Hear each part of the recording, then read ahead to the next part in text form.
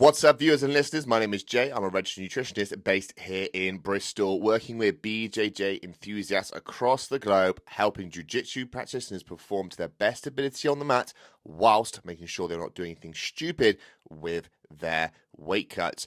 On today's episode, we had Mike Hughes, my own original training partner from back in the day. Mike is a purple belt at Olympians MMA. He has competed on the local circuit, competed at MMA, and also done some commentary here and there.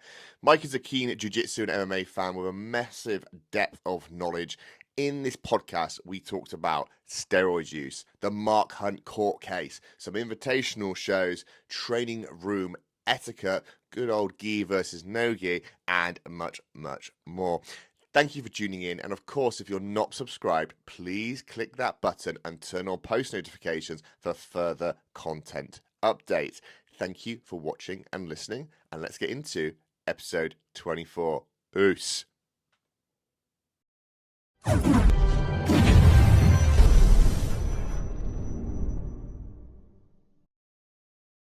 Right, guys, episode 24. My name is Jay. I'm the host of the BJJ Nutrition Podcast and the BJJ Nutrition Consultancy, where we help all jiu-jitsu athletes perform to their best whilst also not doing anything silly with their weight cuts. Today, I'm joined by my lovely dog, Jazzy, and also my original training partner. I love how you introduce the dog first. Mate, Paris. Mike. Mike. Now, I've always said this since day one, mate. I know, obviously, we tried to do a podcast before in a horse trailer, and he basically got cut short every 30 seconds with someone intruding. But I think I say the same thing every single time, mate. Is that first time I walked into that room, I'm pretty sure your eyes lit up. It's like, oh look, it's a mobile grappling dummy that actually moves properly. I think it's because you were another big guy, which was like when you're in a room full of 70 to 80 kilo guys, you're like, oh, and he's wearing a vest. I wonder how much I can make him hurt for a bit. Will he stick around? I wonder. We'll see. Oh. Well, here we are. What was it? Then coming up 3 years later, which is fucking mad to say. I think. How long is it? Yeah, mate, I know. And then with the joys of you being at my first ever match, which I still say to the day of you saying like, Jacob in your Welsh accent, don't. What was it? Posture up. And it was like, don't slam him, don't put him down. Boom. And I think in the group chat at the time, it was all like, oh, did you fucking like proper slam him, like all this type of stuff. Yeah, it was like an inch. It was like an inch off the floor, and I laid him back down slightly, and that was it. But that was when you guys gassed me up for 8 weeks, going like, yeah, you'll be fine at the Somerset Open, you'll do fine. In fairness, you did do all right. It was one of them moments where like you can see it happening before it happens, and then as he comes off the floor, you're like, oh fuck. No.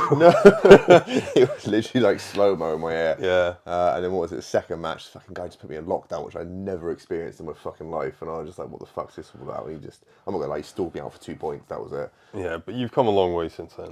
Which is nice, thank you, mate. But well, I think I've always said that like you're in one of these privileged, I say privilege because I think it is a privilege, of being in one of these positions where your life and your income is sort of around sports and combat sports, so it gives you the freedom to have your own schedule, travel, do multiple sessions a week, and obviously for anyone hearing that again, obviously with what I've got and what I'm involved with, yes, I have got a lot of freedom in places, but also I don't have as much freedom as, let's say, 9 to 5 have the weekends, right? Yeah. Like I've spoken to you obviously because we're good friends, obviously offline and stuff like that. In the sense that if we wanted to, I don't know, do something to the flat here, for example. M's like really annoyed that we're not like, I don't know, doing things constantly all the time. I'm like, this is a 7 days a week type of thing. Yeah. I've got a to-do list at the moment of a couple of workout plans to sort out. A weight cut is happening next week. Where I've got to sort out the meal plans obviously for it's his day before. And then also he's there like dangling the carrot. There's 2 of his other guys in his camp that want to do exactly the same thing. And I'm like, right, okay, well they need to know now rather than like 2 days before, and it's already a bit too late type thing.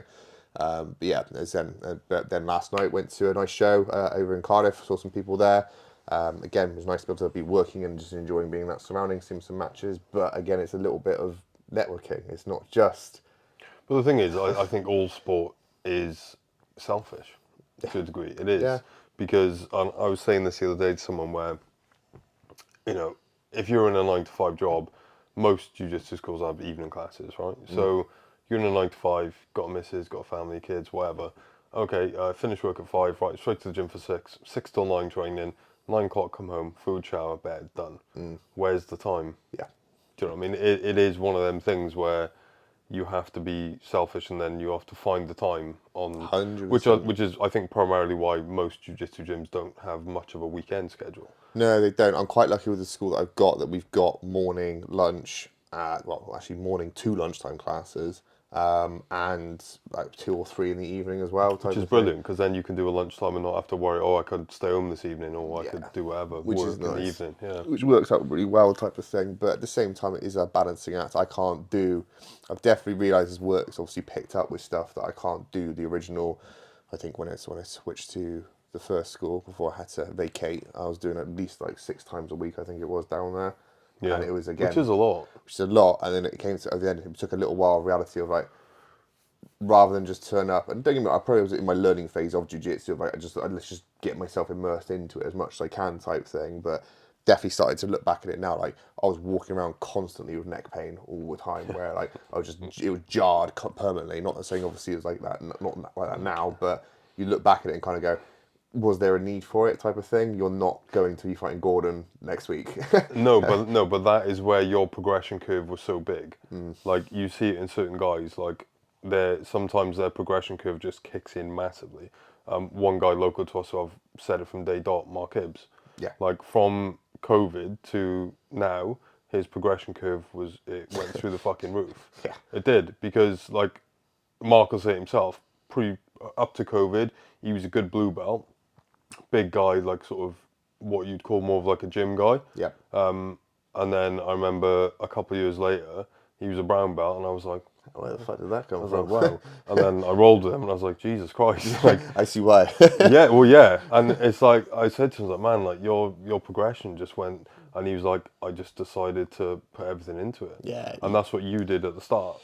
I did, and I've just gone downhill ever since. Yeah, you're back to being shit and Back to being mediocre, shit. but And looking at the bullshit moves all the time, going, "Oh, I like this. No one knows yeah, this," and they'll figure out, and they'll be like, "Oh, we shut down pretty yeah, you instantly." fall in love with Instagram. Basically, yeah. But nah, sorry guys. Obviously, got a complete tangent. Obviously, about me and my like start of jiu-jitsu life. What about yourself, mate? Obviously, where are you at? Obviously, in terms of you didn't start out just primarily in jiu-jitsu, did you? If I remember rightly. No, so I started out MMA Yeah. way back in the day. When you had all the different When I rules and feel old. regulations, where Oh yeah, mate. There was it like, seems like Muay Thai nowadays, where you've got like A1, mate, C3, and there all was this bollocks. literally like 6 different rule sets. Like it's bizarre when you think about it now, where you just have unified amateur and pro. Back then you had like amateur no headshots, amateur headshots standing but not on the floor. Then you had B class pro or C class pro, which Yeah. was bigger gloves, ground and pound. Then you had B class pro, which was smaller glove, ground and pound, but no elbows. Then you had pro, and it was like, and like you try and like search for anything now. It's like you just can't really find anything because there were so many different rule sets. It was just like, It screams out basically like the Muay Thai rule sets. They've got all those different regulations for it. So yeah. some allow shin guards, some don't. Some allow elbow, some allow knees, some allow that. I All think this a type lot of of it stuff. was just the fact that the sport was still quite relatively young. I mean, Yeah. I started in 2010, Jesus 2011. Christ, that's what 13 years ago. Yeah, when I first started, yeah. Fuck. That's come on lots in that time, then, hasn't it? Yeah, and I just think it's like an education standpoint where I think people were just kind of like worried of, what should we let people do and, the skill level of what we think they're capable of. So I think that's why they wanted to get people on shows because,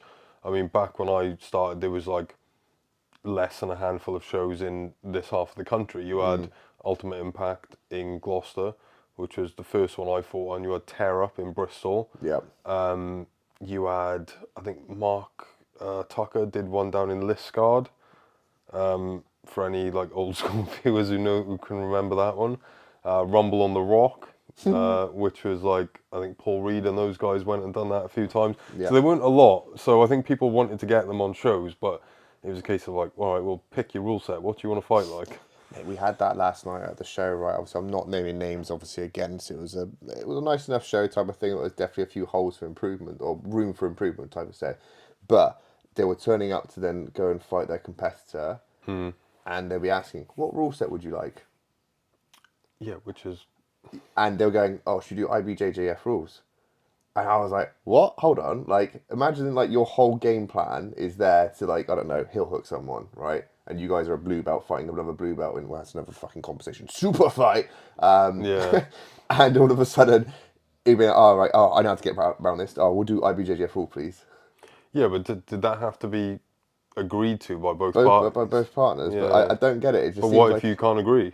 well, you could cause enough fuss around it, I think, for them to not have a fight. But then it's like who looks like a dick in which camp type thing. Do you know what I mean? Yeah, but like I said, this was one of them comps where you just told them, yeah, I'll compete, I want to compete, and they went, yeah, all right. It wasn't like, excuse me, it wasn't like a super fight card where they like, You know, it wasn't invite. Is what I think you're trying to get yeah. at. Yeah.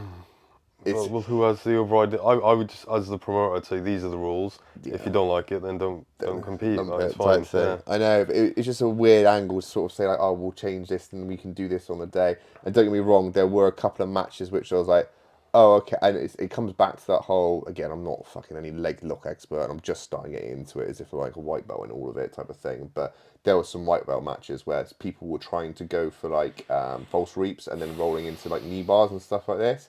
And don't get me wrong, both of them look like a fish out of water, but you can see one of them's just like holding on for the leg for dear life type thing, and then trying to push his hips through. And I'm like, is that then a safety aspect? As we all know, with heel hooks and stuff, you roll the wrong way, you could fuck your own fucking. So this is where I kind of agree with a little bit of the old school ways, where not up to black belt because I think that's ridiculous, but in the training room, I see guys all the time, or when guys want to say to me, "Oh, how do I do this leg edge, or how do I finish this heel hook, or whatever," and I always say to them, "I said, don't put any pressure on it. Just hold the position Catch. and catch it, and then just wait. Just get that first, because I've had blue belts who, when I've put them into a heel hook, and I never crank heel hooks on anyone who's not. He's lying. I don't. I really don't. He gets his knee popped instead. That's another story. For another Yeah. day. But I never do it because I've had blue belts who rolled the complete wrong way, and I've said to them after, if I'd actually had a bite on that, a proper bite, your knee would be done. Yeah. And I think it's all well and good people wanting to, do the moves that Craig Jones does and all this sort of stuff, but you want longevity in the sport. Well, it comes back to that same statement of when you're rolling with someone, it's not about you. It's also about looking after your own training partner Oh, as well. 100%. Yeah, 100%. Like to the point where we've had it before at our club actually, where someone injured another member and then was also being quite vocal about things that weren't going their way, right? So like we get subbed, like smack the mat or hit the wall or something like this type of thing. Obviously a lot of I've had frustration. people like that. And it's the case that they're kind of saying, well, okay, well, you've also got to respect obviously the people around you and what's going on there type of thing, and like who you're rolling with, and like it's not about trying to win every roll, but obviously trying to learn from it as well. And Yeah. yeah, But when it comes to leg locks, I've always said the knowledge benefit in terms of training. I mean, in terms of any situation when it comes to leg locks, my view is it's not the benefit of being able to apply it as such. It's the benefit of knowing when you're in trouble. So it's knowing when to tap. So I know for a fact if I'm in a certain situation, I know when I'm done and when I've got room to play with, because it's such a fast thing where you go from zero to your knee gone. You need to know. You need to be situationally aware of when you're fucked. this is the problem from a physiological point of view with the human body, right? You've got no nerve endings in your knee. No, so it does go from nothing to on. It's not like an elbow joint where it's like, oh, I've got that. But that's where a lot of these lower belts don't understand, unless they train a lot in leg locks, is they don't know when they're fucked. So they'll roll or they'll go to the point of no return. And all right, for the sake of a £5 medal at a competition, like, is 6 months of not training or potential surgery really worth it? Yeah. Not really. There's one guy, he went on, he was saying this, he got caught in a heel hook last night, or it was like a straight footlock type of thing, but it's like it was on a bit of a slant, so it might have been like an Aoki lock or whatever, but it was the case that he got caught in it and he tapped, and he said, I could have got out of it type of thing. I don't know if it's just in bullshitting afterwards, but he said, I just wanted to be able to train tomorrow. Right, and it's like Which is smart. which is a very valid point, right? He came in, I think, on short notice for the fight. I think it was like 10 days notice type of thing, because the rest of the club was going down there. He said, "Fuck it, I'll just jump in, whatever type of thing. If we got the matchup, it'll work." And it was his own fault for fucking cartwheeling into the saddle, which was hilarious to see. He tried to do a cartwheel pass, and we're like, what the fuck? And then obviously his leg got caught, and it was game over basically. Don't get me wrong. If you're in a big comp, an important comp, fine. Go until you can't, sort of thing. Yeah. But yeah, for the sake of like a local comp, I'm not even going to get my arm ligaments done. Like, not a chance. No. Because I've had that, and the pain in the ass that it creates for a good 4 weeks. Yep. Like, it's just not worth it. It's really not. Well, you know how stubborn I can be. Obviously, I'd say so. I've been put to sleep in 3 comps before. Like, I'm happy to be put to sleep. I know you say, oh, it could be the last one you could wake up to, but yeah, but the odds of that are very slim, and it's like to fuck my head a bit more. no, it is slim. Do you know what I mean? Like, you get put to sleep, you get put to sleep. I mean, you're still in a situation where if you're legitimately fighting out of it, then fair enough. But I've seen guys who, like, they get put in a choke and they're just like that.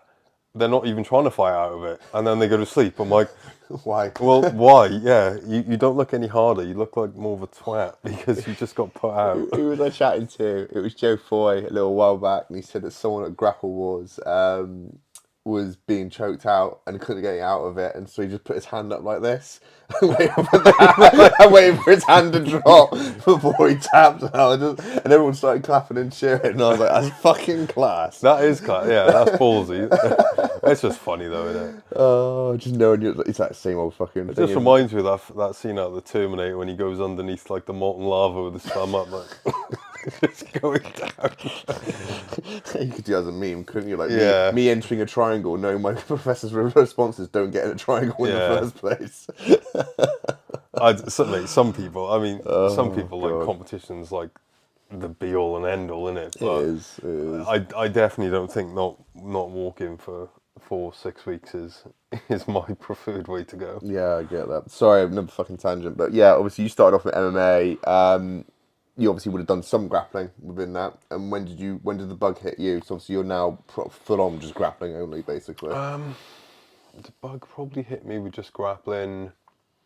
So it's weird to think with me because from start to now has been 12 years, say, called 12 years. But in between, I've had 2 or 3 periods of like a year or 2 years of breaks in between. Okay. So I think probably I'd have to say maybe 2008 or 2009, maybe around there. I went to Chico Mendes. So Chico Mendes was like my full-time coach around there. No, say 2009, later than that. No, say probably 2015 because I only started in 2009. And then took a bit of a break, and then I went back to A3, what was A3, which is now Olympians, and that was, Christ, that must have been like 2018. Yeah, because A3 wasn't long before COVID. And Yeah, so probably around 2018, and then after COVID was when it became Olympians again, and I went to Olympians, and it was just straight grappling. But it's one of those things where like. Did you do much stand up at A3 as well? Or? No, not really. I did bits and bobs. Yeah. Like I used to volunteer to spar Matty Hood, and I was like, "Why? Who wants to be a punch bag today? yeah, literally. Fancy some CTE? Why not? Oh, mate, I remember he hit me once, and I just like stood there dazed, and it's like the first time I've really been rocked. Like it's strange to say because like I've had so many sparring sessions years ago, but I was a bit younger and everything else, and he hit me, and I just like remember just looking at him with this dazed look, like. And then he looked at me and he hit me again. I was like, I want to do the impression of snapping my head back, like fucking kill me. It was bizarre. I was just like, what the fuck's going on? In slow motion. Is this guy really trying to punch me? But I'd probably say like straight grappling, like 4 or 5 years. Yeah. But it's one of those things with me and it's a conversation we were having earlier on off camera, where the style of it, especially like now being a bigger guy, like. The MMA grappling sort of style compared to a full-time jiu-jitsu school style is so much different. Yeah, it's interesting, but then I think there's an element of like catering for the needs of it as well. So we've had other guests on before who said that they've gone to wall grappling, and have felt completely out of their depth all of a sudden. Yeah, and there was a big weight disparity. I think it was Crocker was saying that he was doing more work with Grant on one, and he said that all of a sudden Grant was just in a completely different world. And it was just, he said he literally felt like a white belt in that sort of realm altogether. But in You the will, yeah. jiu-jitsu scene, it's a very small chance you'll end up having a grappling match in the cage, right? Yeah. There's only a few promotions that do that. Worldwide level, you're looking at what, one, I think it is, it will be, and even then they sometimes don't even do it in a cage, right? Yeah. And on the other side, it's going to be some local promotions that sometimes do that, or they just go and get a mat. Do you know what I mean? And they'll let you use the wall. Yeah. If you go into the wall. Yeah. Yeah, I mean, wall work it definitely has its place, but it's quite deceiving because I think like wall work wise, I'm okay. I'm pretty okay at it. I can hold my own. That's fine because obviously I've done years of it prior. Yeah. And sort of open wrestling was never my forte because going from the MMA thing and wrestling is just very difficult. What? Wrestling's difficult? Yeah, very difficult. Never knew that. Yeah, but yeah, it's one of those weird things where I almost prefer cage wrestling to normal wrestling. But Really? yeah, I think once you can get someone's back against an object, it's a lot easier. See, I've got no experience of that at all, to be fair. Like I said, my move from clubs and stuff like that, I never really got into the realms of doing much will work at Olympians, to be fair. So I never Yeah, really got it's the definitely a chance to. grinding sort of style. But again, like my my style's changed a little bit since going to Olympians. But prior to that, it was very much like pressure, position, like less of like obviously the flashier stuff that you have now. But again, that's what I think like I was saying to you again, it was like that thing of I might be a purple belt who can hold his own against purple belts, that's fine. But then you go to some schools occasionally and you're like, oh, like Yeah. this is legit what a purple belt is. But we've had the opposite as well, where we've had other people come from Basi Gaha schools, is what I'm going to call them, and they have said, "Oh, I'm Miss Belt" type thing, right? Did And they have a receipt probably from when they bought it? probably extortionate amount as well for their belt promotion or something along those Yeah. lines. And you roll with them, and all of a sudden it's just like, oh, okay, right, this doesn't feel anywhere like. That was my first time I ever experienced that, and I was like, this is really odd because one, in my head, obviously, I want to make it an enjoyable experience for them, right? I don't want to just be the dick who rolls with them and just wants to maul people because I think there's a time and place for it, right? And 100% agree. at the same time, I was just like, oh wow, there's actually schools out there who do that type of thing, and I was just like, why? And again, it comes back to what we said with Jordan. It's giving a fuck about what you're teaching and what you're promoting. If that makes sense. Yeah, I mean, every coach wants to have this thing of, okay, if I promote you, I want you to be able to hang with the top level of this belt, Yep. not just hang with the lower level of this belt. But like I said, it's all very different, and jiu-jitsu is a very personal, individual journey where, you know, I was tapping black belts as a blue belt, some of them, because of their individual sort of jiu-jitsu journey and their circumstances and everything Yep. else. When it comes to the competing gyms, you know, you take two gyms in the southwest, like you'd like to think that their belts would be roughly on par because they would have the same sort of standard of right, but it elevates everything up. But then on the other end of the scale, you got pro guys, pro guys who you're almost like, well, they're not a purple belt. Like J-Rod, purple belt. He's not a purple belt. No, it's not. Colabate was a purple belt last year. Technically, yeah, but he's there smashing your back belts left, right, and Exactly. centre. So then you're in that realm of it's good because you're pushing the standard of the belts up. Yep. But then for the average person, like you said, you get some people who come in who are a brown belt, but they get absolutely lit up by some white belts. It's interesting. It makes me think that, I don't know, another thought that's just come into my mind sporadically is that I know with black belts, for example, one of the stripes is to represent if you own a club, I believe, on the belt itself, right? So you have an additional stripe on there if you own a club, right? Part of me feels that if you were to be a competitive belt, right, should there be like a baseline, right? You have an additional stripe because you're representing yourself as a competitive rather than a hobbyist. Because you got to admit, there's some people who will turn up to jiu-jitsu just because they enjoy it. They have no intent on competing. They may do once, like maybe twice in a year, maybe just because I don't know their kids are doing it or something Yeah. like that type of thing. but there's a significant difference in the sense that their ability, again, I'm not saying this is for all of them, but their ability is not going to be the same of, I don't know, the equivalent blue belt, if that makes sense, yeah. Yeah, but this is kind of what you go back to, and it's that thing of, like I said, recently when I went into a room in the southwest, and you're like, and don't get me wrong, when I first go to a school, I'm never going to try and put it on people as No, you're very such. respectful, if I'm honest. Like you do your due diligence, we say. Yeah, I mean, I'll always be uber respectful, especially with the coaches, and I'll, just kind of go through the motions sort of thing. But then, like I said, it's one of those things of, if you are going to decide to compete, you need to be realistic of, okay, this is the level that these guys are at. And I think that's primarily, it's a big reason why I like the Masters divisions, because the older you get, you're not really, like you said, you could be like a hobbyist who competes once or twice a year, and more than likely you're going to be 30, 35 plus. So it kind of gives you that ease, that sort of, not advantage, but it gives you that break of, okay, I'm not going in there with a 23-year-old killer who trains 6 days a week, who's a blue belt, but isn't, and I'm going to get absolutely smashed by him in 90 seconds sort of thing. Yeah, don't know. My thoughts are a little bit different on that because I've had both ends of the scale, right? I'll happily move between Masters 1 and adult, right, being 32, but soon coming on to Masters 2, I imagine, at some point as well.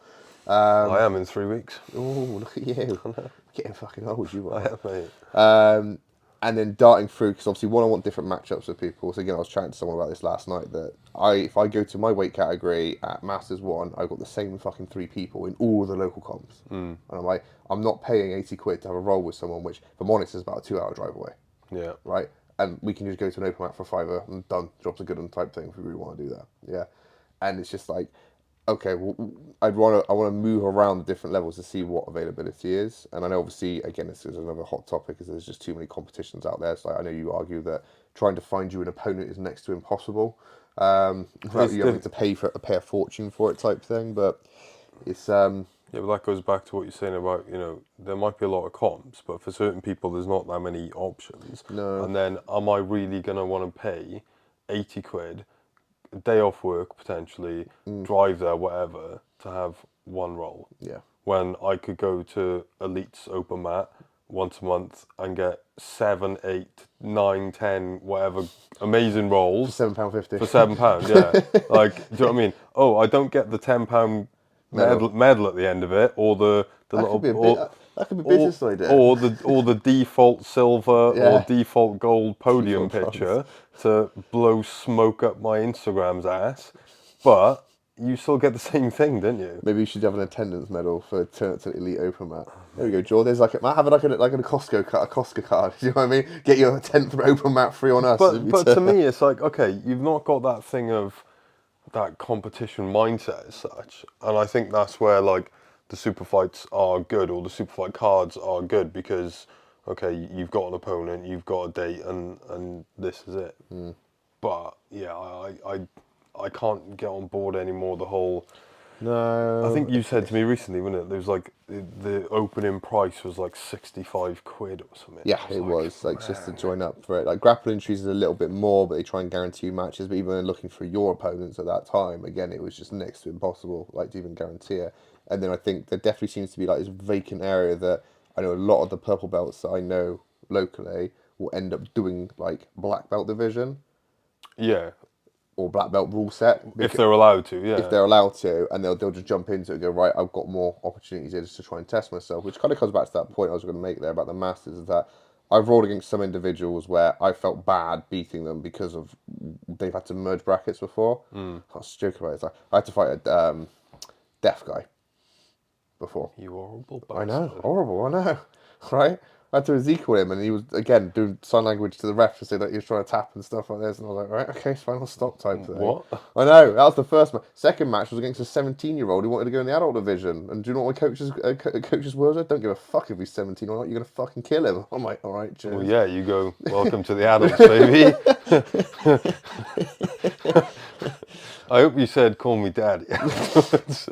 What was I trying to get him with? There was something I was trying to get him with, but he was just holding on for dear fucking life. Eventually, Not an something. oil check, I hope. No, mate, you were holding on for like Thanos. I can't fucking remember what it was, but he was just not. He was having none of it. He was eating it. He was in the gi as well. I haven't been in the gi for fucking months now. Is that a bad thing? Fuck the gi. But I just know it's gonna be so. I know it's basically the whole of the our club is gonna look at me as in disgust, like, "Oh, you're not a gi guy." And I'm like, "Oh, I just haven't been in it for like 4 or 5 months now." So I watched a video that Rich Rubino posted Was it Eddie Abu? the other day, which was the thing about gi versus no gi, Yep. and it was very true. You know, I joke and I say fuck the gi and everything else, but like I said in the video, if you've got ultimate amounts of time and you can do both, then great, do both. But if you don't and you only like competing in one, or you prefer just doing one, then just do one. Like, Yeah. I really don't like the whole old school thing of, oh, you should always train the gi, because like any good thing, things progress and people progress. And like it or not, like apart from, I mean, you got to give credit to guys like Marigali and that, who are now bringing a bit of limelight back to gi competition, which is great. But primarily, like, no gi's where it's at. I think the interesting thing is, right, I'm not gonna if WNA put on a card and it's all gi, Yeah, if they have big names, you'll watch, I'll watch of it. course. Like, I'm not gonna turn it off and be like, oh, gi, no, No, fuck that. but that's marketing 101, isn't it? And that's again why guys like Marigali have kind of got the light bulb and gone, ah, okay. Yeah. So if guys like Golden are doing this for Nogi, surely I can be a bit controversial and start some shit Yeah. and then do it for gi, and he has. Yeah, exactly. And I think that's the point of it, being the sense that I think I enjoy. I think the other thing is, I don't know if it's just that point of that journey where I'm looking more into leg stuff now. The area to like a barrier to entry, right? Gi stuff. There's nothing out there that's going to allow me to do that until I'm black belt, basically, or brown belt, in terms of leg Brown belt, entries. yeah. Yeah, and I'm like, that's a long way away. Whereas within, again, no gi world, I can start looking at that sooner. Trials is a perfect example of that. Do you know what I mean? You can, but you can always develop your techniques, and I know we had this conversation, but you can always develop your techniques without having to use them in competition. We'll save that for a bit.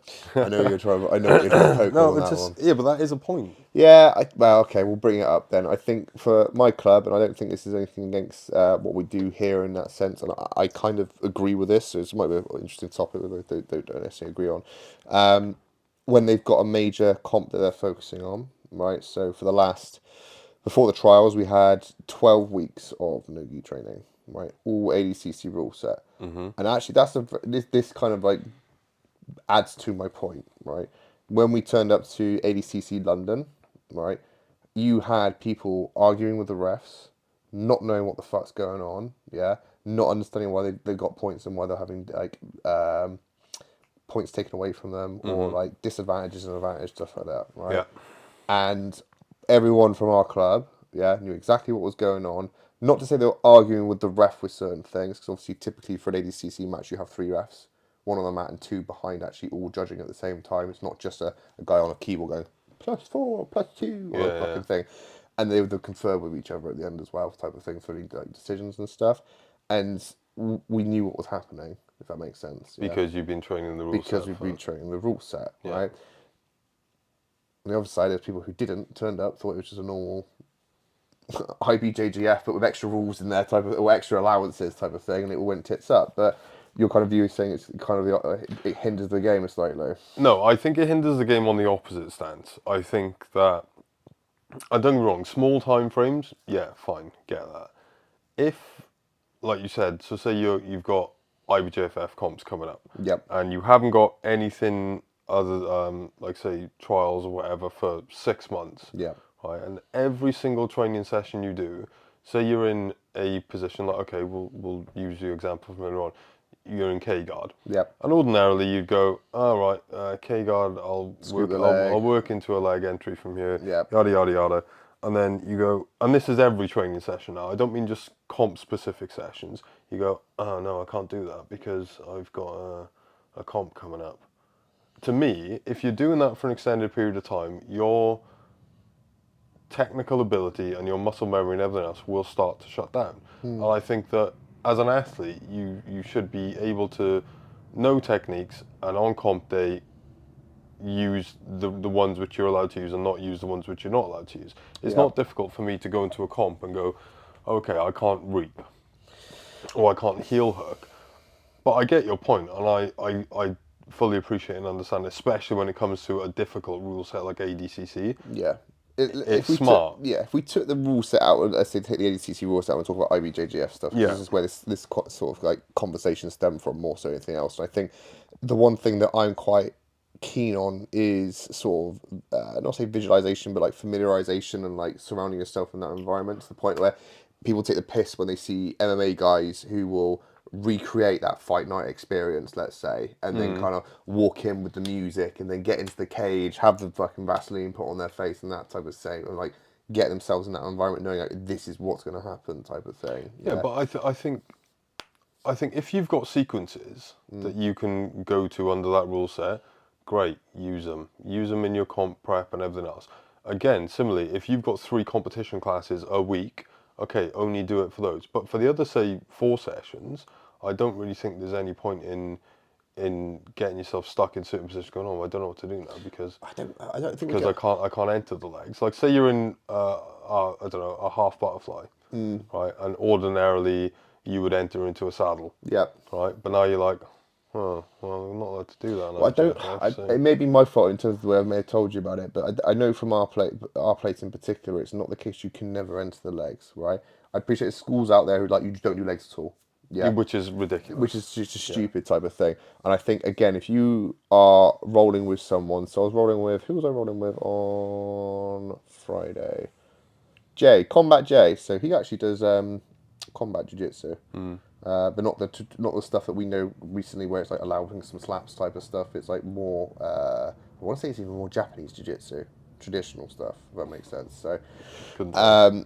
he's happy to do anything, right? Leg locks, you name it, that type of stuff, right? And so again, it's just to have that brief conversation, which again I know you have with different people. Like you happy to do legs type thing, Yeah. and then go from there. They got no issue with it. The instructors are going to be like, no, how dare you, you're not allowed to do that type of thing. I think it's more aiming towards, right, okay, if that's the comp you're aiming for, then let's just play to that rule set. There's no point in trying Yeah, to I get push on that. I just think one final sponsor shout out to the team at Inner Chimp. Inner Chimp is a brand name that really speaks to grapplers and fighters, one we can believe and relate to on a personal level. Inner Chimp is simply catchy, right? And with small tweaks can be your general gym wear and casual wear and rash guards like this for men, women and children. Inner Chimp is ethically produced and has turned down cheaper production overseas to ensure this. Understanding we only have one Earth, right, which we need to look after. This is at the forefront of their production decisions, and we want you, our listeners and viewers, to have a sense of accomplishment in knowing that you are doing your part when buying their products. Inner Chimp tees are 100% organic cotton. Their packaging, 80% recycled cardboard, and all of their products are designed to last. Their production and manufacturing is in the UK, trying and aiming to be as eco-friendly as possible, leaving close to zero global footprint. But to put it simply, Inner Chimp has a massive passion for the sport, attention to detail, and our planet in mind, and always at the forefront of your own Inner Chimp. Go check out their website, www.inner-chimp.co.uk, or go check out their Instagram at inner_chimp. Thank you for your time. like you said, If there was a the school, way you explained it, if you're doing 6 months of every session only doing IBJFF rules, I think that's going to hinder you. yeah, I think it's going to hinder your long-term technical progression, and I think you should have comp classes where you're going to do that, and I think there should be regular classes where you're just going to develop your jiu-jitsu game overall. but then I think there's to some degree there's especially on more the top level, right? You see a lot more guys sitting in camps in terms of what they aim for. Yeah, Yes. you've got some guys. Take Joseph Chen for example. My naivety may be completely against this on this. I've not seen him do much IBJJF stuff. No. Right, all been trials, all been sub only stuff. Yeah, because they don't like the hindrance of that rule set. Right now, you've got other people, for example, Cole Abate. Right, I don't know if he's had an invite back to ADCC, but again, I don't see any. I know he's obviously on WNO, but it doesn't seem like He it's does IBJFF stuff. yeah. So, but it doesn't seem like it hinders him. But do you think that he works 0 leg entries for 6 months?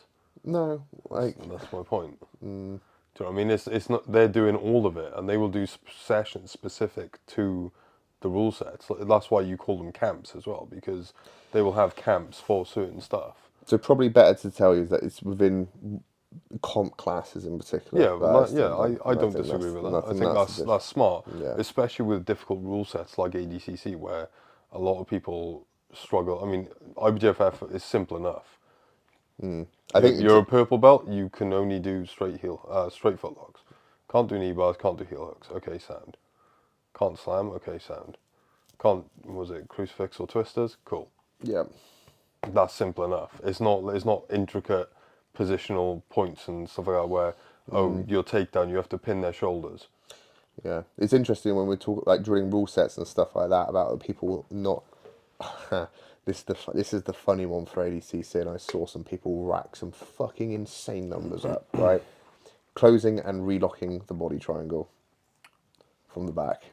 I disagree with that. ADCC give you points for it though.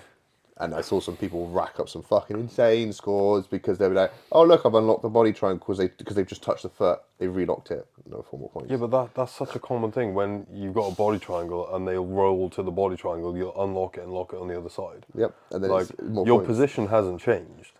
Like you've stopped your body triangle becoming a liability to you by switching it to the other side. And yes, okay, for a very split second, you've given them an opportunity to escape and you've re-established. But it's not like I think I remember before. I can't remember the particular rule in IBJFF where if you get mount or back, you can't like rescore without actually changing your position first. I think so. It's along those lines. It's the same. I think it's the same to do with turtle initiation as well. Yeah. So I know in ADCC, if you go to turtle, it makes no fucking difference, right? No. It's like literally like the safe haven for it. Whereas I think in IBJJF, it's not so much the case sometimes. So you get an advantage for turtling, but that used to be a thing of avoiding getting scored on. So Chico used to say to us on certain sessions, he'd say, "Okay, tonight I don't want you getting mounted." He's like, "Give your back, give side control, give north south, give whatever you want, but do not get mounted." So if someone passed your guard to side control Yep. and they stepped over to mount, you would roll and give your back. You'd never give them mount, but Yeah. Give you it back. can give other stuff, or you can roll to turtle. You still wouldn't give up mount. Next session, it'd be don't give your back.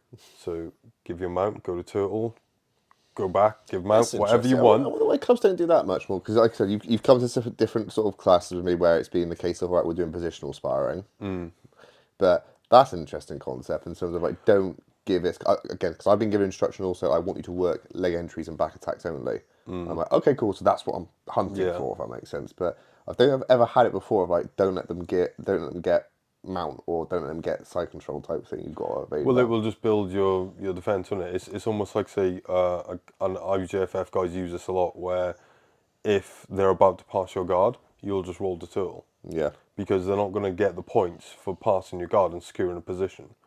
They'll get an advantage for you going to turtle. So you'll go to turtle. You'll be in a pretty shitty spot potentially, but you're not going to get scored on. And that was the theory behind it. And also, it just develops your overall defensive strategies for certain positions. I'm guessing the guys who were on attack were told to try and aim for mount, I'm guessing. No, it's just a case of Oh, just free that. roll. That Like was that it. was your mission. So Like, yeah. if I was going to pass your guard and I was going to end up with side control, you could turn away from it. You should never turn away realistically. But if you're not going to give up 3 points and you end up in turtle Or a gothlock. or gossip, but you could potentially give your back from there and it'll be worse. Yeah. But you deal with that when it comes. Interesting. You still haven't given up 3 points and given up side control. No, not at all.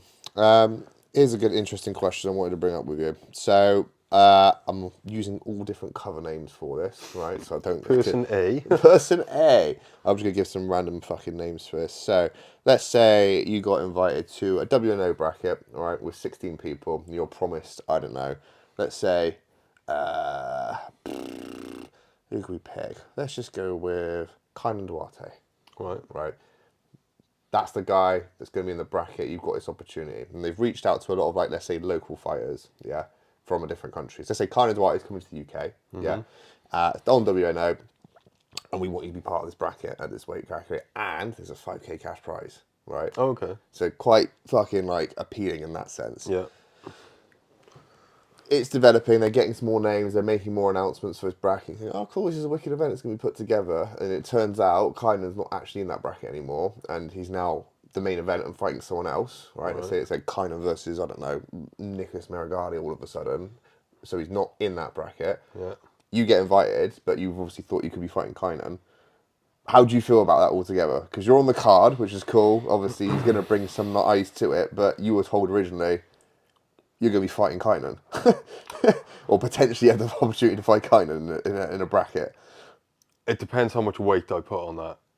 Yeah. So in the sense of, if I only agree to do it on the premise that I get the chance, or I'm going to be in the same bracket as Kynan, so I get eyes on me and all that sort of stuff. And it also depend on, you know, how I thought they dealt with it. So if I thought that they kind of did it just to get me on and then fuck me over and pull him off, just to build a good bracket, then that would piss me off. There's also other things like, do I get to fight the winner of Kynan and Marigali if I win the bracket? True. That's true. I think, like I said, like that would be a good opportunity to set up the next season of it, or next, I don't know, WNO option, if that makes sense. Don't get me wrong, I 100% believe that there are organisers out there who will lure people in to build their card and with promises which they know are not true.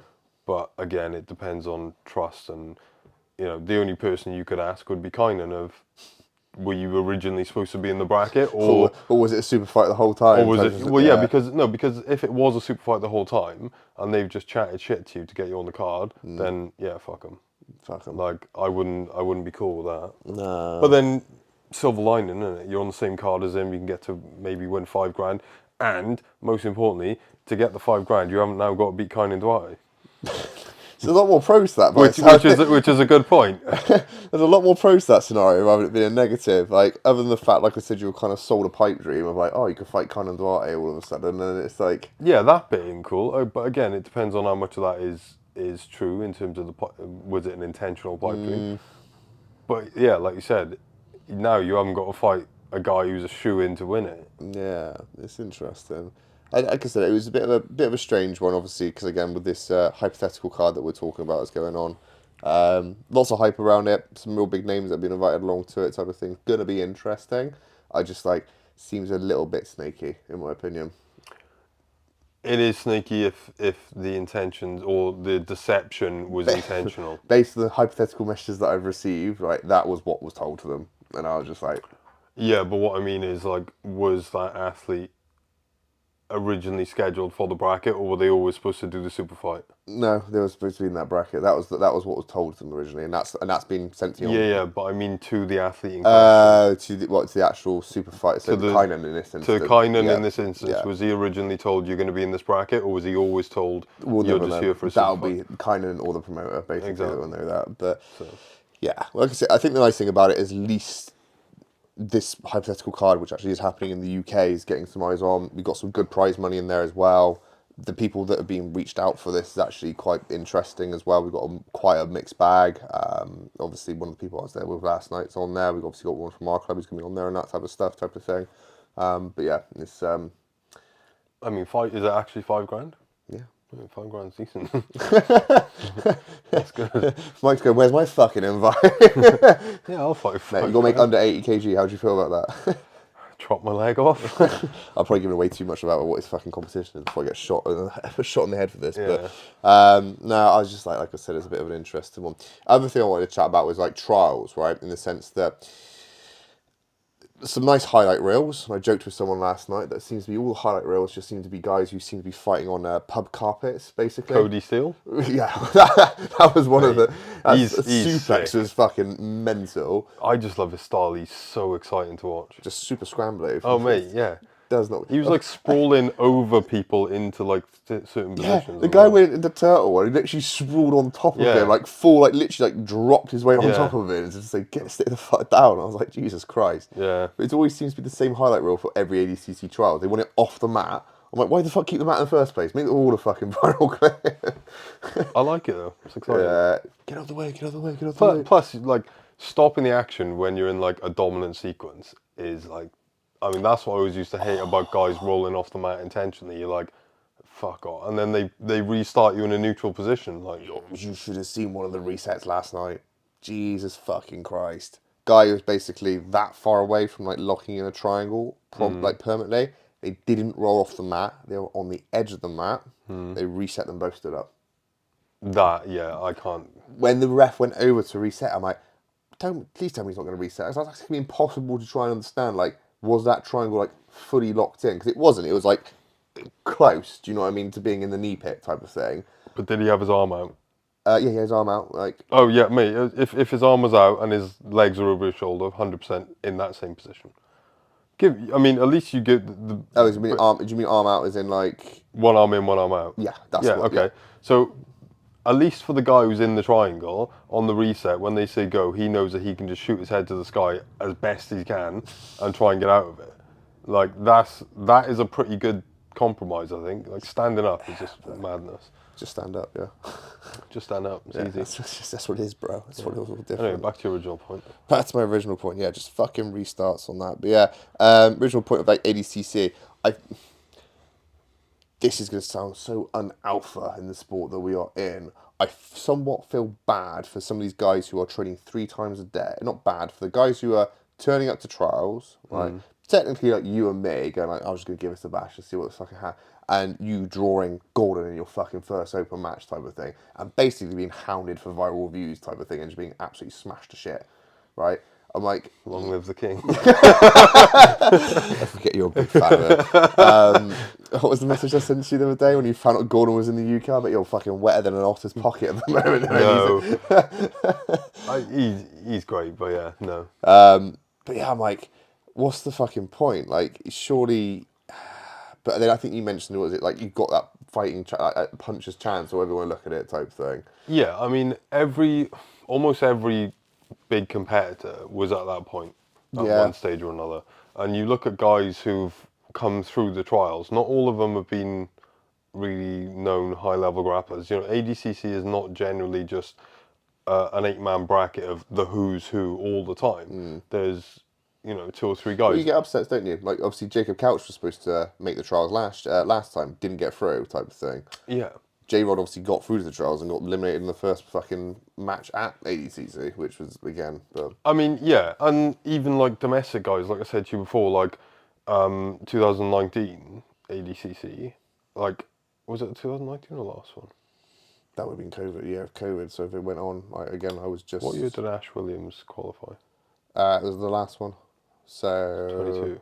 That would have been, we're 2023 now, we're on the trial, so it would have been 2022. Yeah, so 2022 he would have qualified in 2021. Yeah, so, but at that point, he wasn't like a super well-known high-level grappler. He's obviously amazing, but it gives guys who've got talent, like, what's his name, we just beat Ash in the trials? Owen Jones. Owen Jones, right? Gives guys like him, who I know the guys you're on about. I know you're saying like the average gym goer guy or whatever, but it brings up people who won't have a chance to do it, and you never know. That's interesting. Now you put Owen Jones into that conversation because, again, not saying he wouldn't be capable of doing it, but again, if you look at the credentials, he's a purple belt, right? Been on some big shows, Polaris, you name it, type of thing, right? Been holding himself. He hasn't been winning everything in the UK, right? He's done well at quite a lot of them. So I think he's a better example than your average gym goer guy who competes, because yes, but then my answer to that is, well, if you're really that bad, then don't go. I mean, you give it a shot, yeah. I mean, but that's like I said to you, it's almost like the halfway shot on a basketball court. It just comes the odds are slim, but if it's your day, it's your day. It's still this argument. I just feel like there should be a pro division. But correct me if I'm wrong, but they hold a separate comp, don't they, at the venue? So they've got like the main trials, but they've also got like the standard ADCC comp attached. They do. So if I was to go to Poland, the last one, they had opportunities for you to go in like intermediate, novice, and all this type of stuff. And then you had pro division, which was like trials. This is the trials, basically. Yeah. So you've always got that option, but it depends on it. If you want that experience of where am I at, or do you want to give it a 1 in a million shot. It's like the lottery. If you don't play, you're never going to win. Yeah, it's interesting. And I don't feel bad or I wouldn't feel bad because, If you were in that same circumstance, would you take it against them? Probably, wouldn't you? Plus, if they're crap, I'd be like, well, that's an easy opening match. Do you know what I mean? Honestly, you're so. I don't know what the fucking word is. It's not pessimistic on there. What's the word? Harsh? Harsh. That's it. Bitch, please move over. Let me just Well, fucking sub you. Yeah, but it's one of those things, isn't it? Like you said, all credit to them and good luck to them. If you want to go to a trials and give it a shot, fucking right, give it a go because you never know. It could be your day. See, I had that. Look at Lachlan Giles. Yeah. He's a very good example of that because yes, he was at ADCC, but nobody expected him to get past the first or second round, especially in the absolute. Like everyone thought he'd get crushed, and he heel hooked 3 of the biggest dudes there: Kynan, Mohammed, and Patrick. Yeah. And it's like, fuck, now you're a Cinderella story. Yeah. That is funny. I had full fucking intentions to go to trials, but my fucking ankles kept like being like chocolate all the fucking time. I don't think you should go to trials. Mate, fuck it, I'll give it a bash. What's the worst gonna happen? I get fucking on a viral. Mate, I'll go on a viral reel. I'll take my top off, write BJJ nutrition all over me, and then Yeah, but wouldn't you be super heavy as well? oh mate, I'm at ultra at the moment. That's a different fucking story. Woke up and I was like, what am I doing in this bracket? I would love to see you against Big Dan. I just want to see him mother's milk. Is this before or after his knee bar, mate? You might do both. He might just knee bar you and then let you go before you tap. Fucking James Moore tried to do that to me the other night. He did. He tried to do that whole hip in knee bar. Yeah, I've been doing it. Oh mate, I felt it coming along. I tried it on him a few times. I felt it coming on. And again, it was the first open mat Olympians after Polaris sorry Gav, I know obviously you got subbed, you're the greatest guy in the world, but he got subbed against Andy Roberts, and he got some of that knee bar, like drop-in knee bar type. It's very tight if you set it up right. Yeah, but I could sense it happening, and I was like, right, and I literally like bent my knee outwards and like got it round. I was like, I'm not letting you fucking do that type of thing straight away. So yeah, but one of the key things that people miss when they actually do the move, aside from when you walk to straighten up the hips, is they don't scoop around the leg enough. A lot of people still have like a body grip. Right. So if you haven't locked down my hip with your hand, I can move my knee. Whereas if you've scooped my leg, it's a lot more difficult for me to... James, don't take notes. That's how I think I'm pretty sure I got out of it. Yeah, I've been trying it and playing with it because I go to over-under passing a lot anyway. Yeah. But it is a nasty stuff. It's fucking nasty, mate. It just comes out of nowhere though. So again, like... But I was trying to think.